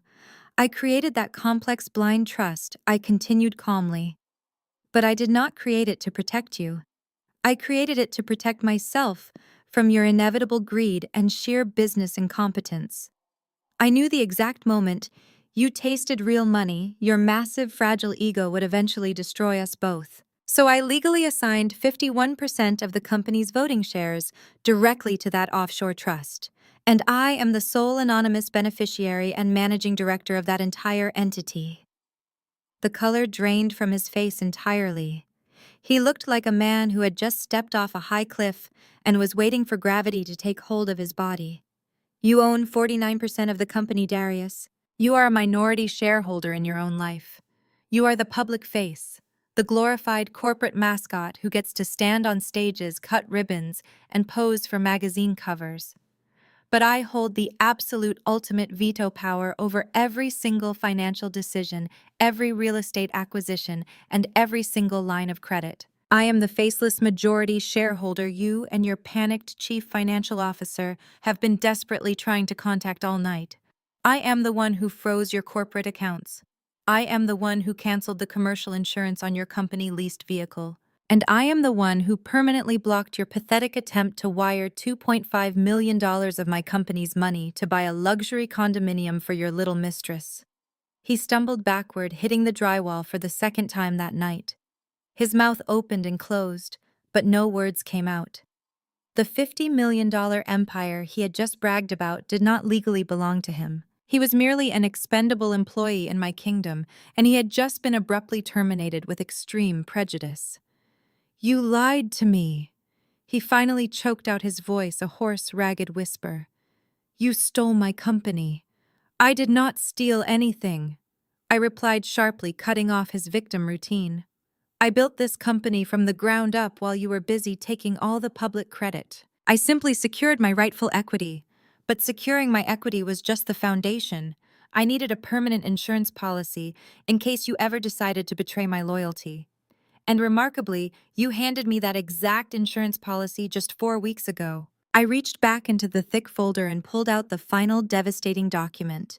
It was the $10 million commercial loan agreement he had aggressively secured for his upcoming downtown mixed-use development project. I stood up from the folding chair for the first time tonight, walking slowly across the room, until I was standing merely inches away from his trembling body. I held the document up directly to his face, tapping my index finger aggressively on the bottom of page 47. Look at this, Darius. Look closely at the primary authorization line. He slowly lowered his eyes to the paper. He saw my name, Kiara Jackson, signed neatly in black ink. But it was not my actual signature. It was the clumsy forged imitation he had secretly created behind my back. A commercial loan of this massive magnitude requires the explicit notarized authorization of the majority shareholder. I explained, my voice dropping to a dangerous, icy register. You knew I would never authorize this highly leveraged, incredibly risky project because I would have instantly spotted the hidden construction slush funds you intentionally created to finance your secret lifestyle with Jasmine. So you forged my signature. You bribed a dirty, low-level notary to officially stamp it. You thought it was just a minor administrative shortcut. You truly believed the rules of law did not apply to a self-proclaimed king. He was visibly shaking now, his eyes darting frantically around the empty room like a trapped rat, desperately seeking an exit. That is just a technicality. He stammered defensively, thick sweat pooling on his forehead. The bank got their money. The construction project is fully funded. Nobody is going to care about one missing signature. I smiled, a chilling, dead expression that made him physically recoil from me. It is not a technicality, Darius. It is a Class B federal felony. Forging a majority shareholder's signature on a $10 million commercial loan application constitutes severe federal wire fraud, federal bank fraud, and aggravated identity theft. Because you utilized federal banking networks to secure and transfer the funds across state lines, you crossed the line directly into federal jurisdiction. You are not facing a minor slap on the wrist in a local civil court. You are facing up to 30 years in a maximum security federal penitentiary. His knees actually buckled beneath him. He slid down the wall, collapsing onto the hardwood floor in a crumpled, pathetic heap of expensive ruined tailoring. He looked up at me, tears of pure terror finally spilling over his eyelashes. Kiara, please. He begged, his voice cracking violently. You cannot do this. We are a family. We built this together. You cannot send me to federal prison. I did not send you anywhere, I replied coldly, looking down at his weeping form. You bought the ticket all by yourself. I simply handed it directly to the conductor. I submitted this exact forged document along with a comprehensive digital audit trail of your embezzlement directly to the Securities and Exchange Commission and the White-Collar Crime Division of the FBI exactly 2 hours ago. They already have everything they need to secure a grand jury indictment. Your entire life is permanently over. Darius let out a loud, agonizing sob, burying his face in his hands, as the absolute reality of his permanent destruction crushed the remaining breath from his lungs.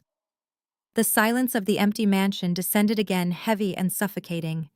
Suddenly, a sharp, piercing sound cut through the quiet air.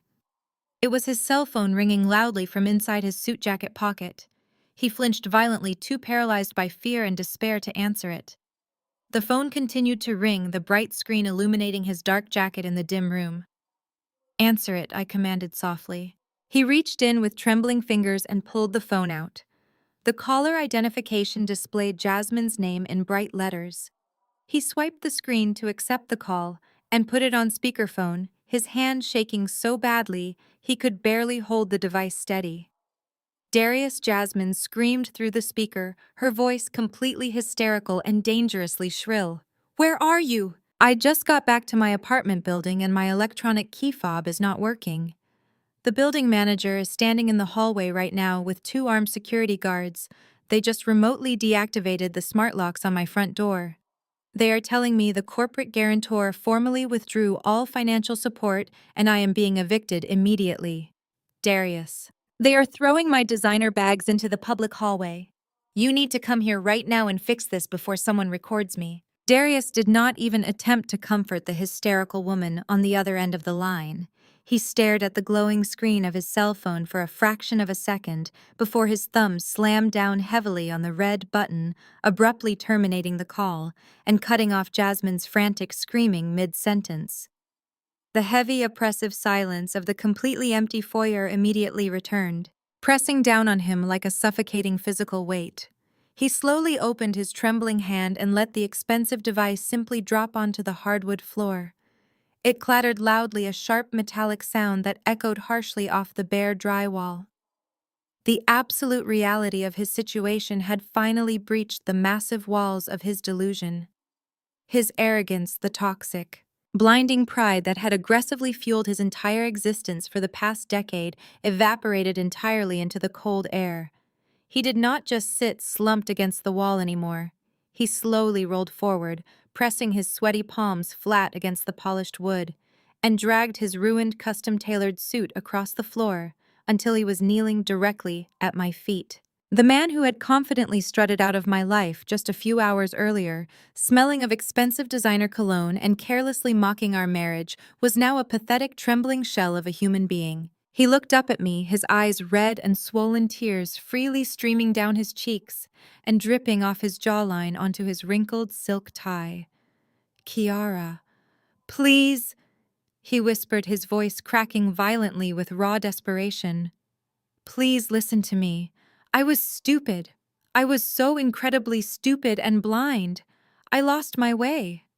Jasmine was a massive mistake, a ridiculous, meaningless distraction. She meant absolutely nothing to me. You have to believe me." He reached out with shaking hands, desperately trying to grab the fabric of my black dress, but I simply shifted my legs away, denying him the physical contact he craved. He swallowed hard, his chest heaving as he frantically searched for a new angle, a new manipulation tactic to save his life. He decided to play this ultimate emotional card, the one he had successfully used to manipulate his friends and investors for years. "Kiara, look at what we are," he pleaded, his voice taking on a rehearsed, desperate cadence. "We are a power couple. We are the ultimate representation of Black love and Black excellence in this city.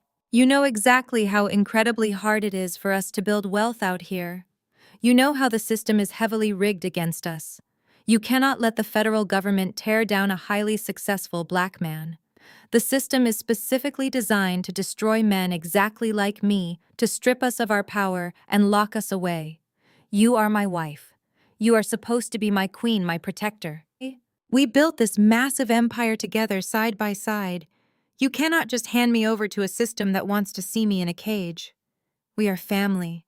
We have to fiercely protect our own." I sat perfectly still on my cheap metal folding chair, looking down at the weeping, pathetic man kneeling on the floor.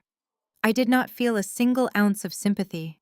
I did not feel a familiar tug on my heartstrings. I only felt a deep, profound sense of absolute clarity. I leaned forward slightly, resting my elbows on my knees, bringing my face closer to his terrified eyes. "Do not, you dare use our race to justify your criminal greed," I said, my voice dropping to a dangerous, icy register that completely commanded the empty room. "Do not you dare invoke the struggles of our people to shield yourself from the direct consequences of your own massive ego. The system did not force you to forge my legal signature on a 10 federal banking document. The system did not force you to embezzle millions of dollars from the company I built to buy luxury real estate for a 26-year-old influencer. And the system certainly did not force you to look me directly in the eye tonight and tell me our marriage was a boring burden before you walked out the door to sleep with another woman. You did all of that entirely on your own, Darius. You destroyed yourself. You sit there and call me your queen." I continued, my words striking him like physical blows. "You claim we built this empire side by side, but that is a complete delusional lie. You never wanted a queen standing next to you. You wanted a silent stepping stone, You wanted a highly intelligent servant who would quietly do all the heavy lifting in the dark so you could confidently stand in the bright spotlight and accept all the applause. I spent the last 10 years deliberately shrinking myself down so your massive ego could inflate. I stayed home and worked 70-hour weeks, balancing complex ledgers while you attended exclusive networking galas. I bought my modest clothes off the rack at a discount department store so you could easily afford your custom Italian suits and your flashy corporate leased sports cars. I sat in absolute silence at every single family dinner while your mother sneered at my natural hair and your sister aggressively mocked my lack of designer handbags. I swallowed their toxic insults day after day, year after year, because I mistakenly believed I was protecting my husband. I thought I was protecting our shared future, but I was only protecting a parasite. You loved it when they insulted me, did not you?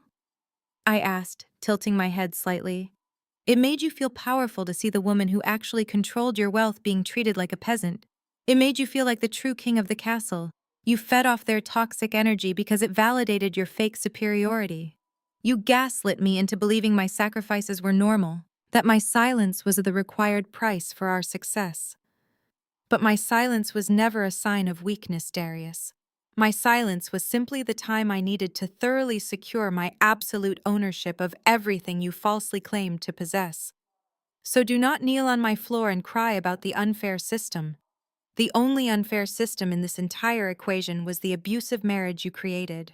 And I just permanently dismantled it. Darius collapsed completely, pressing his forehead against the cold hardwood floor.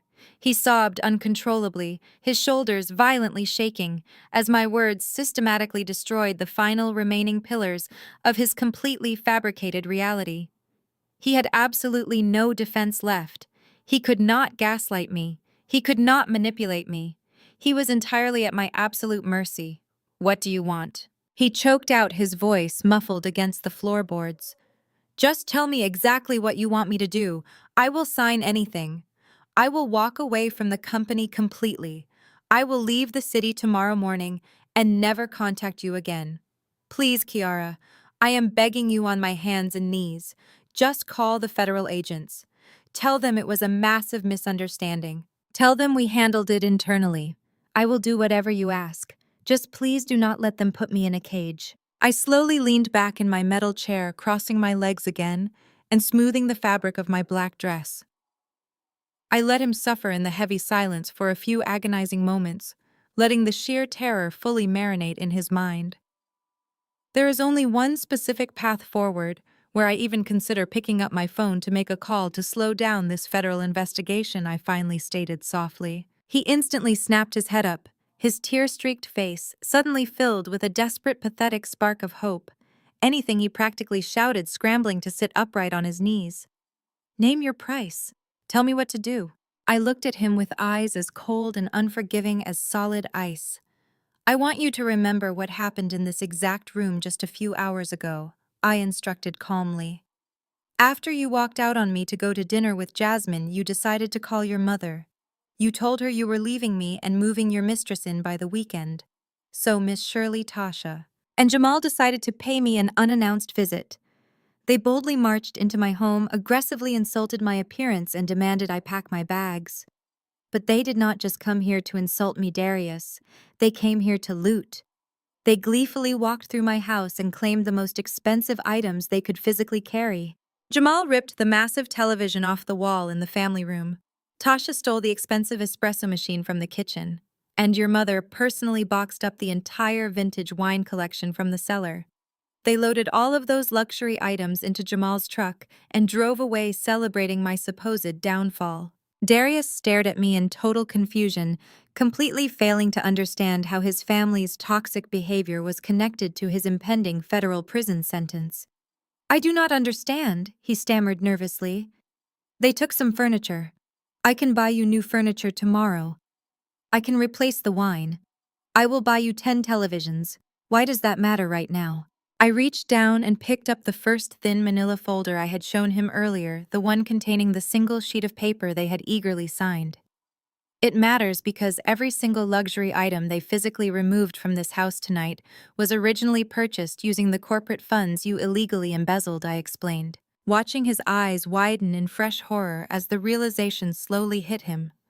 When they aggressively took possession of those specific items, they technically took possession of stolen corporate assets. And before I let them walk out the front door, I had all three of them sign a legally binding property release form.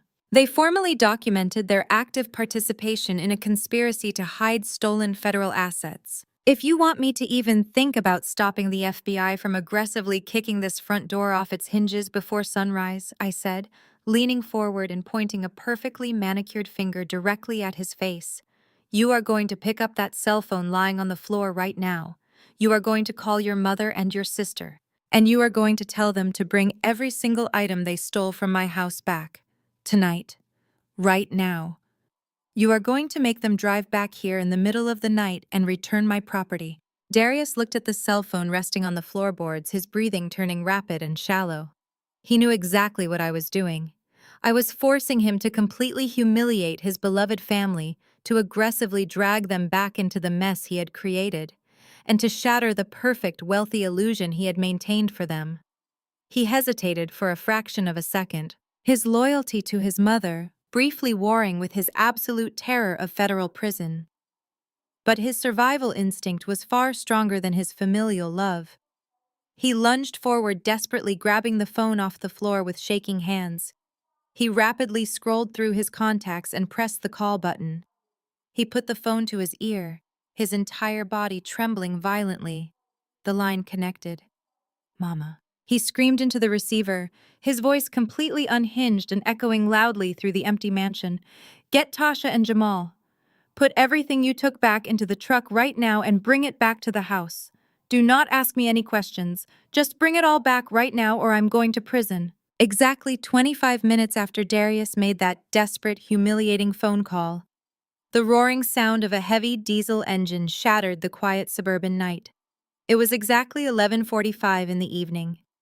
I sat perfectly still on my metal folding chair, listening to the aggressive screech of tires skidding across the paved driveway. Heavy truck doors slammed shut with enough force to echo through the empty neighborhood. They had actually done it.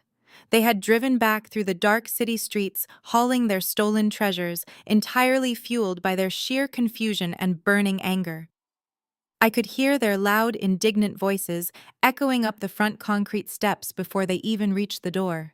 Tasha was loudly complaining about breaking a freshly manicured nail while moving the espresso machine, and Jamal was furiously cursing Darius for making him strap the massive television back into the truck bed in the middle of the night.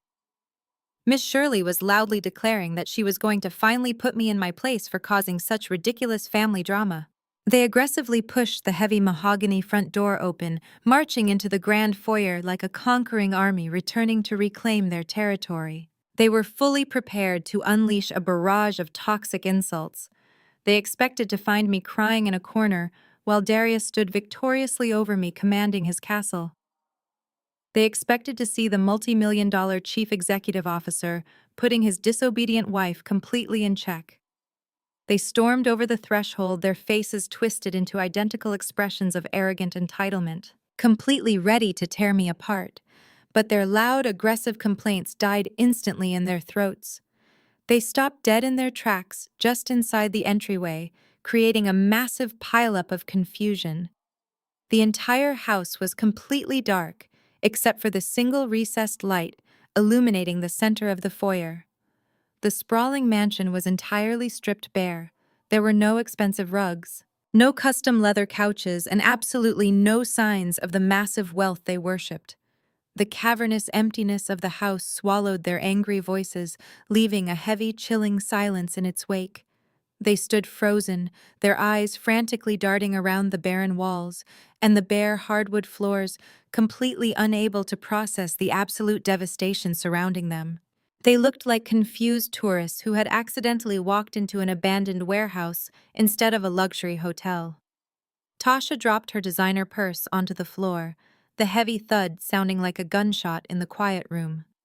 Jamal stood with his mouth hanging wide open, his eyes wide with absolute disbelief, as he stared at the empty space where the 85-inch television used to hang. He kept blinking, as if he believed the expensive electronics would magically reappear if he simply focused hard enough.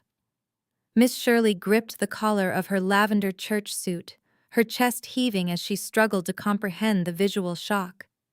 This was supposed to be her son's untouchable empire, the impenetrable fortress of wealth that elevated her status in her social circles. Now, it was just an empty, echoing shell. They had rushed inside, ready to yell at me, ready to defend Darius's honor and secure their stolen luxury goods. Instead, they walked directly into a graveyard of broken illusions. Their shocked eyes finally traveled downward from the empty walls and locked onto the center of the floor. There, kneeling in the middle of the bare hardwood, was the mighty titan of real estate. Darius was completely broken. He was still wearing his custom-tailored Italian suit, but the jacket was hopelessly wrinkled and stained with his own tears. He was slumped forward, his hands pressing into his face, sobbing with a deep, agonizing sound that tore through the quiet room. He looked absolutely pathetic, a far cry from the arrogant man who had proudly financed their extravagant lifestyles for a decade. Miss Shirley let out a loud theatrical gasp, her maternal instincts momentarily overriding her shock. "Darius," she shrieked, rushing forward and dropping heavily to her knees beside him. She wrapped her arms around his shaking shoulders, pulling his tear-stained face into her chest. "Oh, my sweet boy, what happened to you? What is going on here?" Darius could not even form a coherent sentence. He just clung to his mother's expensive church suit, weeping loudly, completely unable to articulate the sheer magnitude of his financial and legal destruction. Miss Shirley patted his back frantically, her eyes darting around the empty space before finally locking directly onto me. I was sitting mere feet away, calmly watching the dramatic spectacle unfold from my metal folding chair. Her fear instantly transformed into explosive, violent rage. She pointed a trembling finger at my face, her eyes blazing with pure hatred. "What did you do to my son?" she screamed, her voice echoing harshly off the bare drywall. "You evil, vindictive woman! You stole his house. You stole his furniture. You stripped his entire life away just because he finally realized he deserves better than you. You are a thief, Kiara. You are a disgusting, jealous thief, and I am going to call the police right now and have you arrested for robbing my son blind." Tasha stepped forward, her hands aggressively planted on her hips, her face twisted into an ugly sneer. "You really thought you could just hire a moving crew in the middle of the night and take everything my brother worked for?" she yelled, taking another step toward me. "You are completely delusional. Darius is a millionaire. He is going to hire the best lawyers in the state, and they are going to throw you in a jail cell." Jamal chimed in, crossing his thick arms over his chest, trying to look physically intimidating in the empty room. "You better tell us where you hid all of his stuff right now, Kiara, because if you do not, I am going to personally turn this entire place upside down until I find it. You are not walking away with a single dime of his money. They were so incredibly predictable." Even faced with the absolute collapse of his fake empire, their first instinct was to aggressively defend the illusion and attack the only person who had ever actually provided for them. They truly believed that if they yelled loud enough, they could intimidate me into surrendering. They thought Darius was the victim of a bitter, scorned wife who had temporarily lost her mind. They had absolutely no idea that I was the one holding the keys to the entire kingdom. I did not flinch at their loud threats. I did not raise my voice or attempt to defend my actions. I simply sat perfectly still, letting their toxic anger wash over me without leaving a single mark. When they finally stopped screaming, breathless, and waiting for my frightened reaction, I slowly reached down into the black leather briefcase resting against my chair. I pulled out the thin, yellow manila folder, the exact same folder I had placed on the marble entryway table just a few hours ago. I opened it and extracted the single sheet of crisp white paper. I held it up in the dim light, making sure all three of them could clearly see the black ink resting at the bottom of the page. Miss Shirley Tasha Jamal, I said smoothly, my voice carrying a chilling, absolute authority that completely silenced the room. Do you remember this document? Do you remember signing this piece of paper right before you eagerly loaded those expensive luxury items into your pickup truck tonight? Jamal scoffed loudly, rolling his eyes as he stepped forward to examine the paper. Yeah, we remember it, he said, puffing out his chest with sheer bravado. It is a property release form. You literally gave us permission to take the television, the espresso machine, and the wine collection. You printed it out and made us sign it so you could not accuse us of stealing during the divorce. Tasha smirked, crossing her arms again. You played yourself, Kiara. You gave us written consent to remove those assets from the marital estate. You cannot take them back now. We legally claim them, and your signature is right there next to ours. They were incredibly proud of themselves. They truly believed they had outsmarted a forensic accountant by signing a random legal document they had not even bothered to read.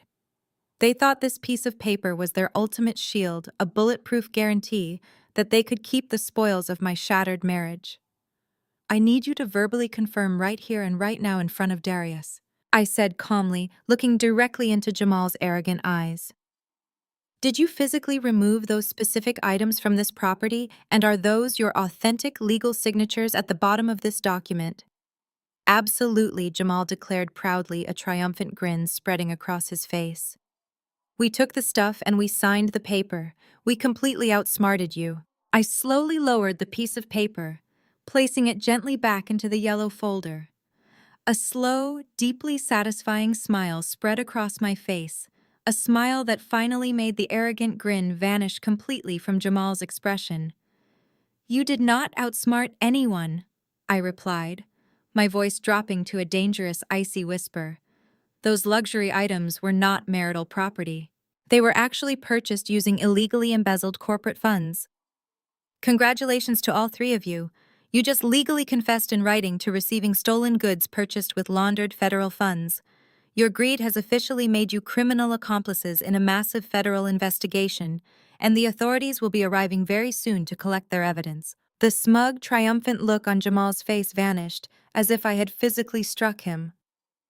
He looked at the folder in my lap, then back at me, his eyes darting with a newfound frantic energy. What are you talking about, federal funds? He stammered, his voice losing its aggressive edge. You are lying. You are just trying to scare us so we give the stuff back. I leaned back into the cold metal of my chair, my expression remaining perfectly still. I do not have to lie, Jamal. I am a forensic accountant. I spent the last several hours tracing the exact path of the $10 million Darius fraudulently secured from a federal commercial lender. Every single transaction he made with that money is documented. The 85-inch television currently sitting in your truck bed was paid for using a corporate credit card that was directly replenished with those stolen federal funds. The espresso machine Tasha is holding was bought with laundered cash. Even the wine Miss Shirley is clutching was purchased as part of a bulk corporate hospitality expense using embezzled capital. I watched the color drain from Jamal's face until he turned a sickly shade of gray. You see, when you signed that property release form, you did more than just admit to taking the items. You legally declared that you were taking physical possession of assets that are currently classified as evidence in an active federal fraud investigation. In the eyes of the law, that is not a family dispute. That is a conspiracy to commit asset stripping and receiving stolen property across state lines. Jamal's breathing became shallow and ragged. He was not just a greedy brother-in-law anymore. He was a man with a very dark past. He had served 4 years for a botched robbery in his early 20s and was currently 3 years into a 5-year parole term, a single felony charge. Or even a serious investigation into a federal crime would trigger an immediate parole violation. He would not be going to a comfortable local jail. He would be heading straight back to a maximum security facility to finish his original sentence, plus whatever the feds decided to throw at him. He looked down at his trembling hands. The realization that his freedom was slipping away through his fingers, causing him to shake violently. You did this on purpose, he whispered, his voice trembling with a terrifying mixture of fear and rage. You set us up. Jamal's fear reached its boiling point and exploded. He let out a guttural roar of frustration and lunged forward, not at me but at Darius.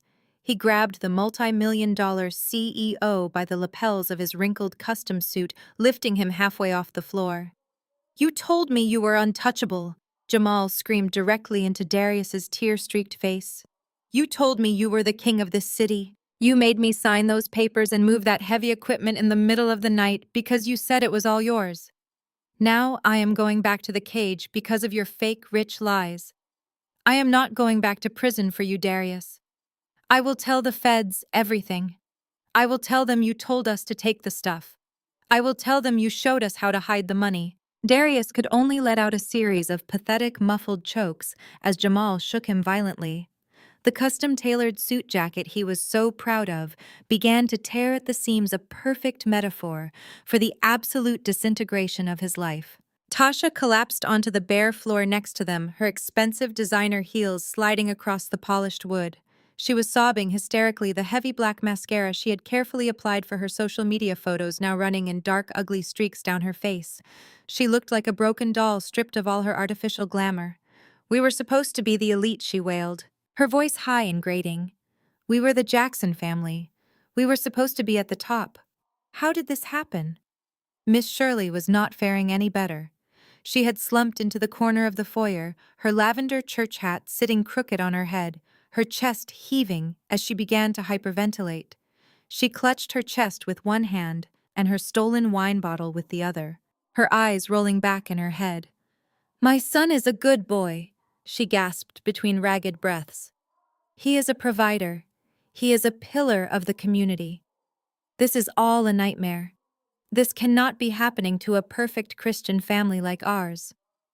The image of the prestigious, untouchable family she had spent years carefully projecting was being incinerated in real time. The shame of the impending public scandal was clearly more painful to her than the actual crimes her son had committed. The foyer was a scene of absolute, undiluted chaos. The family was viciously tearing each other apart in the empty heart of the empire they had helped destroy. Jamal was still screaming threats at Darius. Tasha was howling at the ceiling, and Miss Shirley was chanting incoherent prayers while blaming me for her son's failures. They were a pack of wolves turning on each other the moment the meat ran out. I just sat there in the middle of it all, my hands folded neatly in my lap, watching the collapse from the inside. I felt an incredible sense of cold, clinical detachment. For 10 years, I had been the silent foundation that held these people up. I had been the one who fixed their mistakes, paid their bills, and absorbed their relentless vitriol. I had stayed in the background so they could shine, and this was the true nature of the people I had sacrificed my life for. They were greedy, disloyal, and utterly hollow. They did not love Darius. They loved his bank account. And now that the account was empty, they were ready to devour him alive. The insults they hurled at each other became increasingly personal and disgusting. Tasha accused Jamal of being a worthless ex-con who was only with her for her brother's money. Jamal countered by screaming that Tasha was a shallow parasite who could not even change a tire without calling Darius. Miss Shirley began screaming at both of them to show respect, even as she glared at her son with a newfound expression of profound disappointment. Darius remained silent, curled in a ball on the floor, absorbing the verbal blows from the people he had spent millions trying to impress. He had traded his loyal wife for their fickle approval, and now he was seeing exactly what that approval was worth. Zero. The house echoed with their high-pitched screams, and the sound of their frantic, desperate breathing. The emptiness of the rooms amplified every hateful word, making the environment feel like a pressurized chamber about to burst. I looked at the diamond watch on my wrist. The time for talking was officially over. I had provided the federal authorities with everything they needed, and I knew exactly how their tactical teams operated. They preferred to strike when the targets were gathered together when the confusion was at its peak. I stood up from my metal folding chair, the sudden movement causing the family to momentarily stop their screaming and look at me. They looked at me with a mixture of terror and pleading, as if I could still somehow wave a magic wand and make the reality go away. But I was not their savior anymore. I was the architect of their accountability. I walked slowly toward the large bare window next to the front door, looking out into the pitch-black suburban night. The street lights were flickering, casting long, distorted shadows across the manicured lawns of our wealthy neighbors. The silence that followed their screaming was even more deafening than the noise. They all turned their heads toward the front of the house, their survival instincts finally overriding their petty arguments. They could hear it now. A low, rhythmic thumping sound that was steadily growing louder. It was the sound of heavy tires rolling over asphalt at high speeds. Suddenly, the entire grand foyer was flooded with a violent, blinding light. Brilliant streaks of red and blue began to flash rhythmically through the windows, dancing across the bare white walls like a strobe light in a house of horrors. The silhouettes of several large, dark vehicles pulled sharply into the driveway, blocking the exit entirely. The high-pitched whine of a siren cut through the air and then abruptly died, leaving only the ominous hum of idling engines.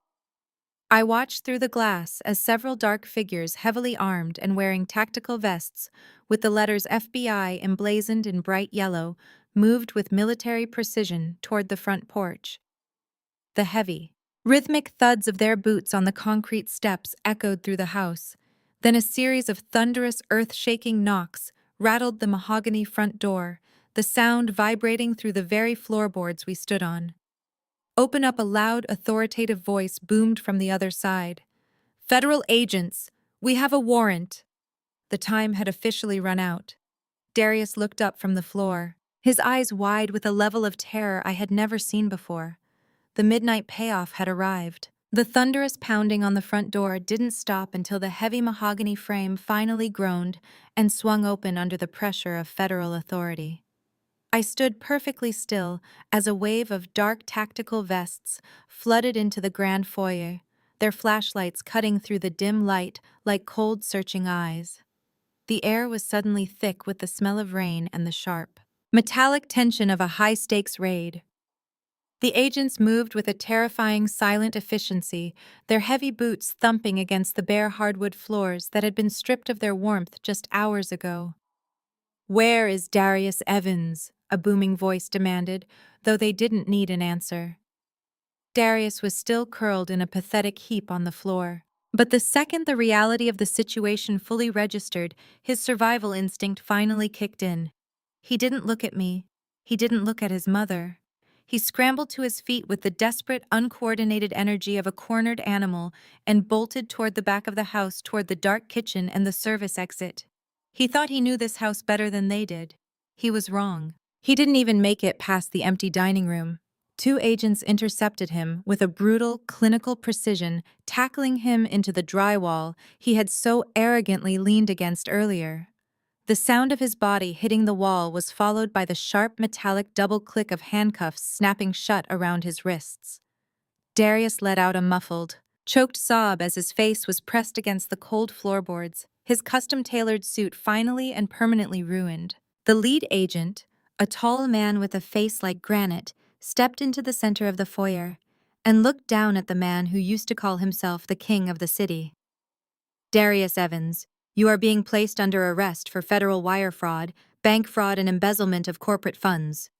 The agent stated, his voice flat and devoid of any emotion.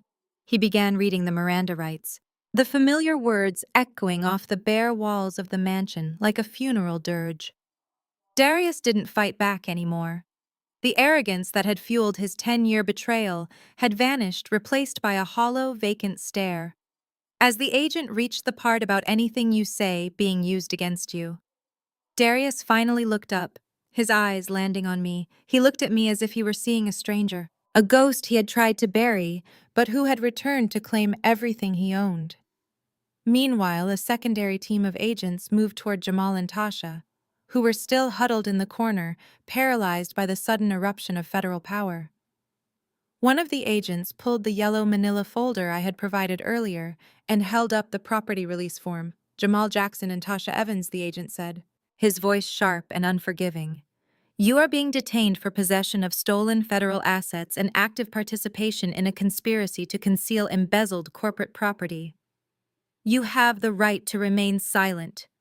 Jamal let out a strangled cry, his face turning an ashen gray as he realized his parole was officially over. He looked at Tasha, then at Darius, his mouth twisting into a silent snarl of betrayal. Tasha just stared at the handcuffs being pulled from the agent's belt, her designer dreams turning into a federal nightmare. Miss Shirley was the only one who didn't stay silent. As she saw the agents approaching her daughter and son-in-law, she finally reached her breaking point. She let the stolen bottle of vintage wine slip from her hands, the glass shattering against the hardwood in a spray of dark red liquid that looked like blood. She collapsed to her knees, her lavender church hat falling completely off her head, and began screaming for the Lord at the top of her lungs. "Lord, have mercy!" she wailed, her voice cracking with a high-pitched, hysterical energy that filled the entire foyer.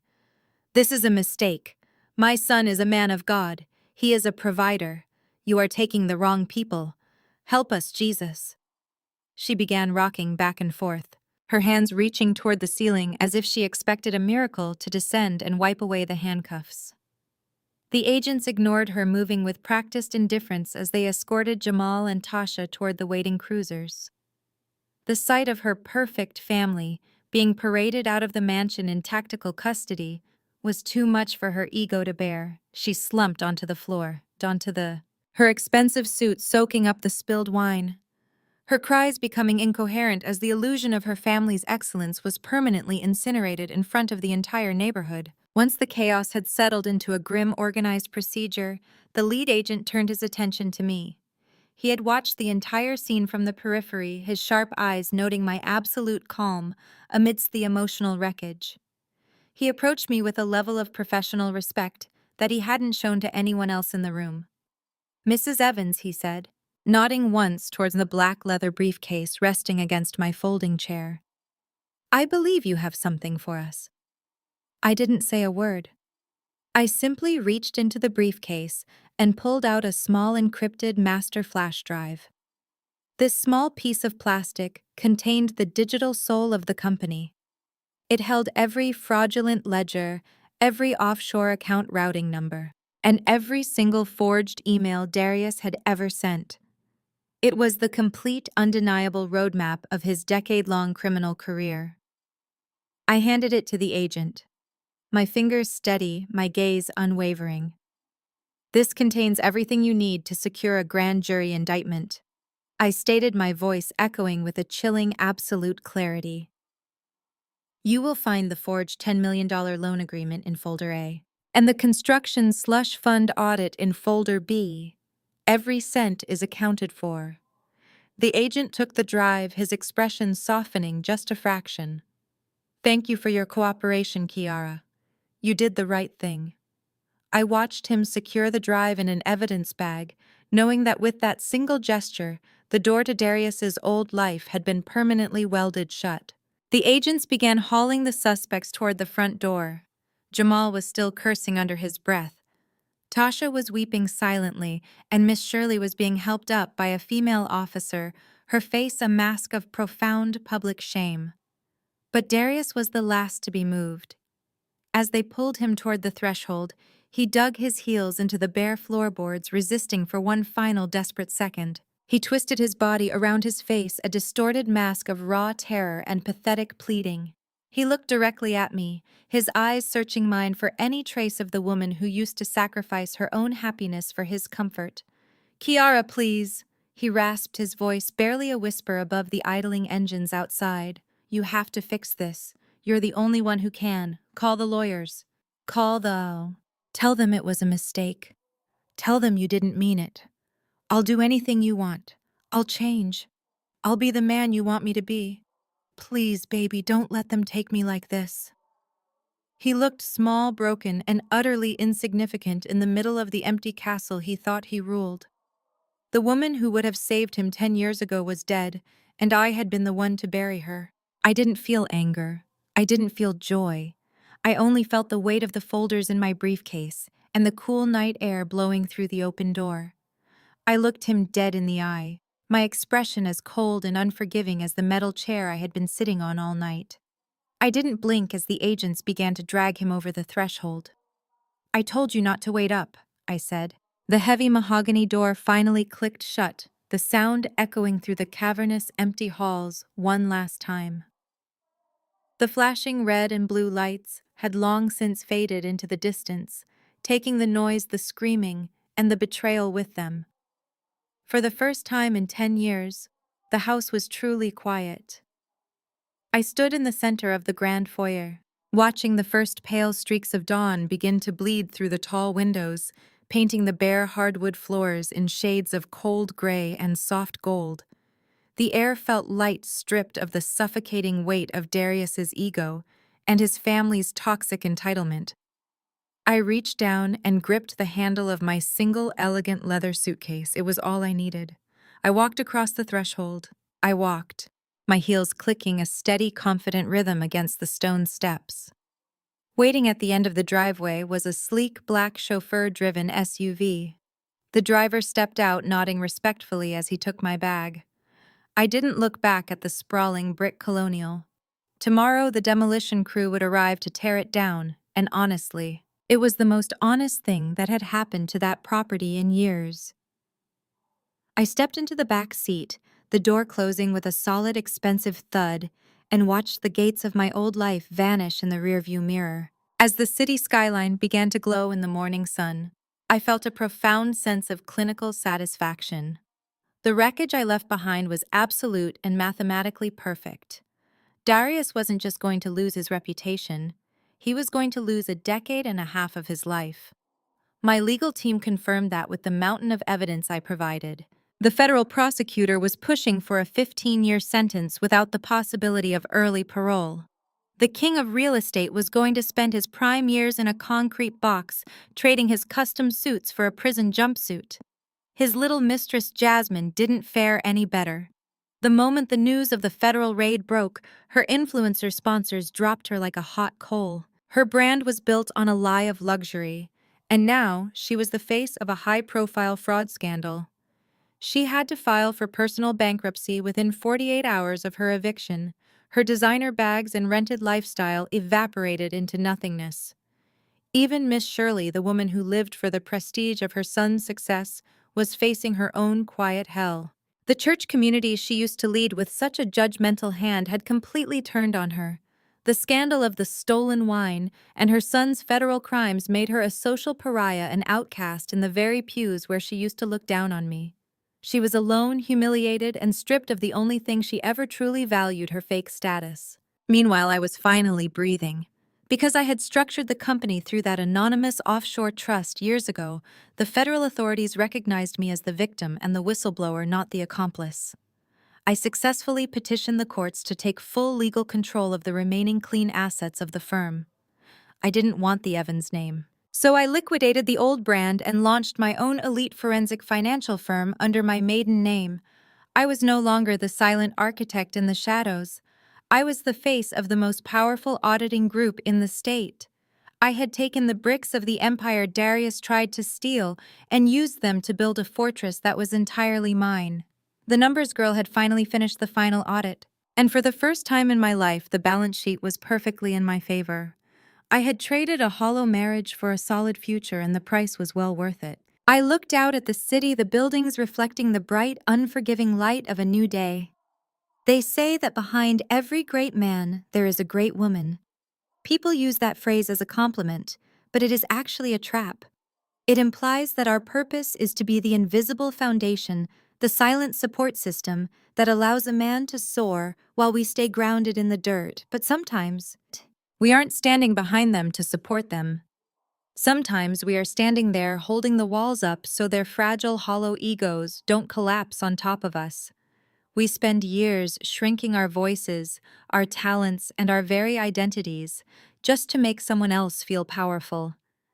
We play the part of the boring wife or the quiet assistant because we are told that our strength is in our sacrifice. But silence is not a sacrifice. It is a strategic pause. I spent a decade in the background, and in that time I learned every weakness, every secret, and every flaw of the man who thought he ruled me. I didn't just survive his betrayal, I calculated it. I want to ask you something. Have you ever stayed silent just to make someone else feel powerful?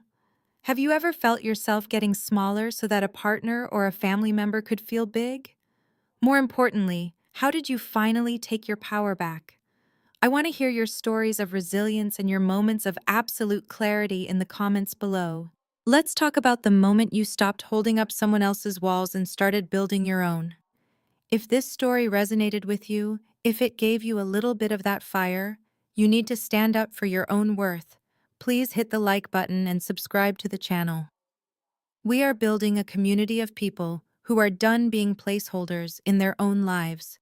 Share this video with a woman who needs to be reminded that she is the majority shareholder of her own destiny. Thank you for joining me on this journey from the empty foyer to a brand new life. I am Kiara, and I am finally living my truth. Remember, never mistake a woman's silence for weakness. It is often the sound of her gathering the strength to change the world. See you in the next story.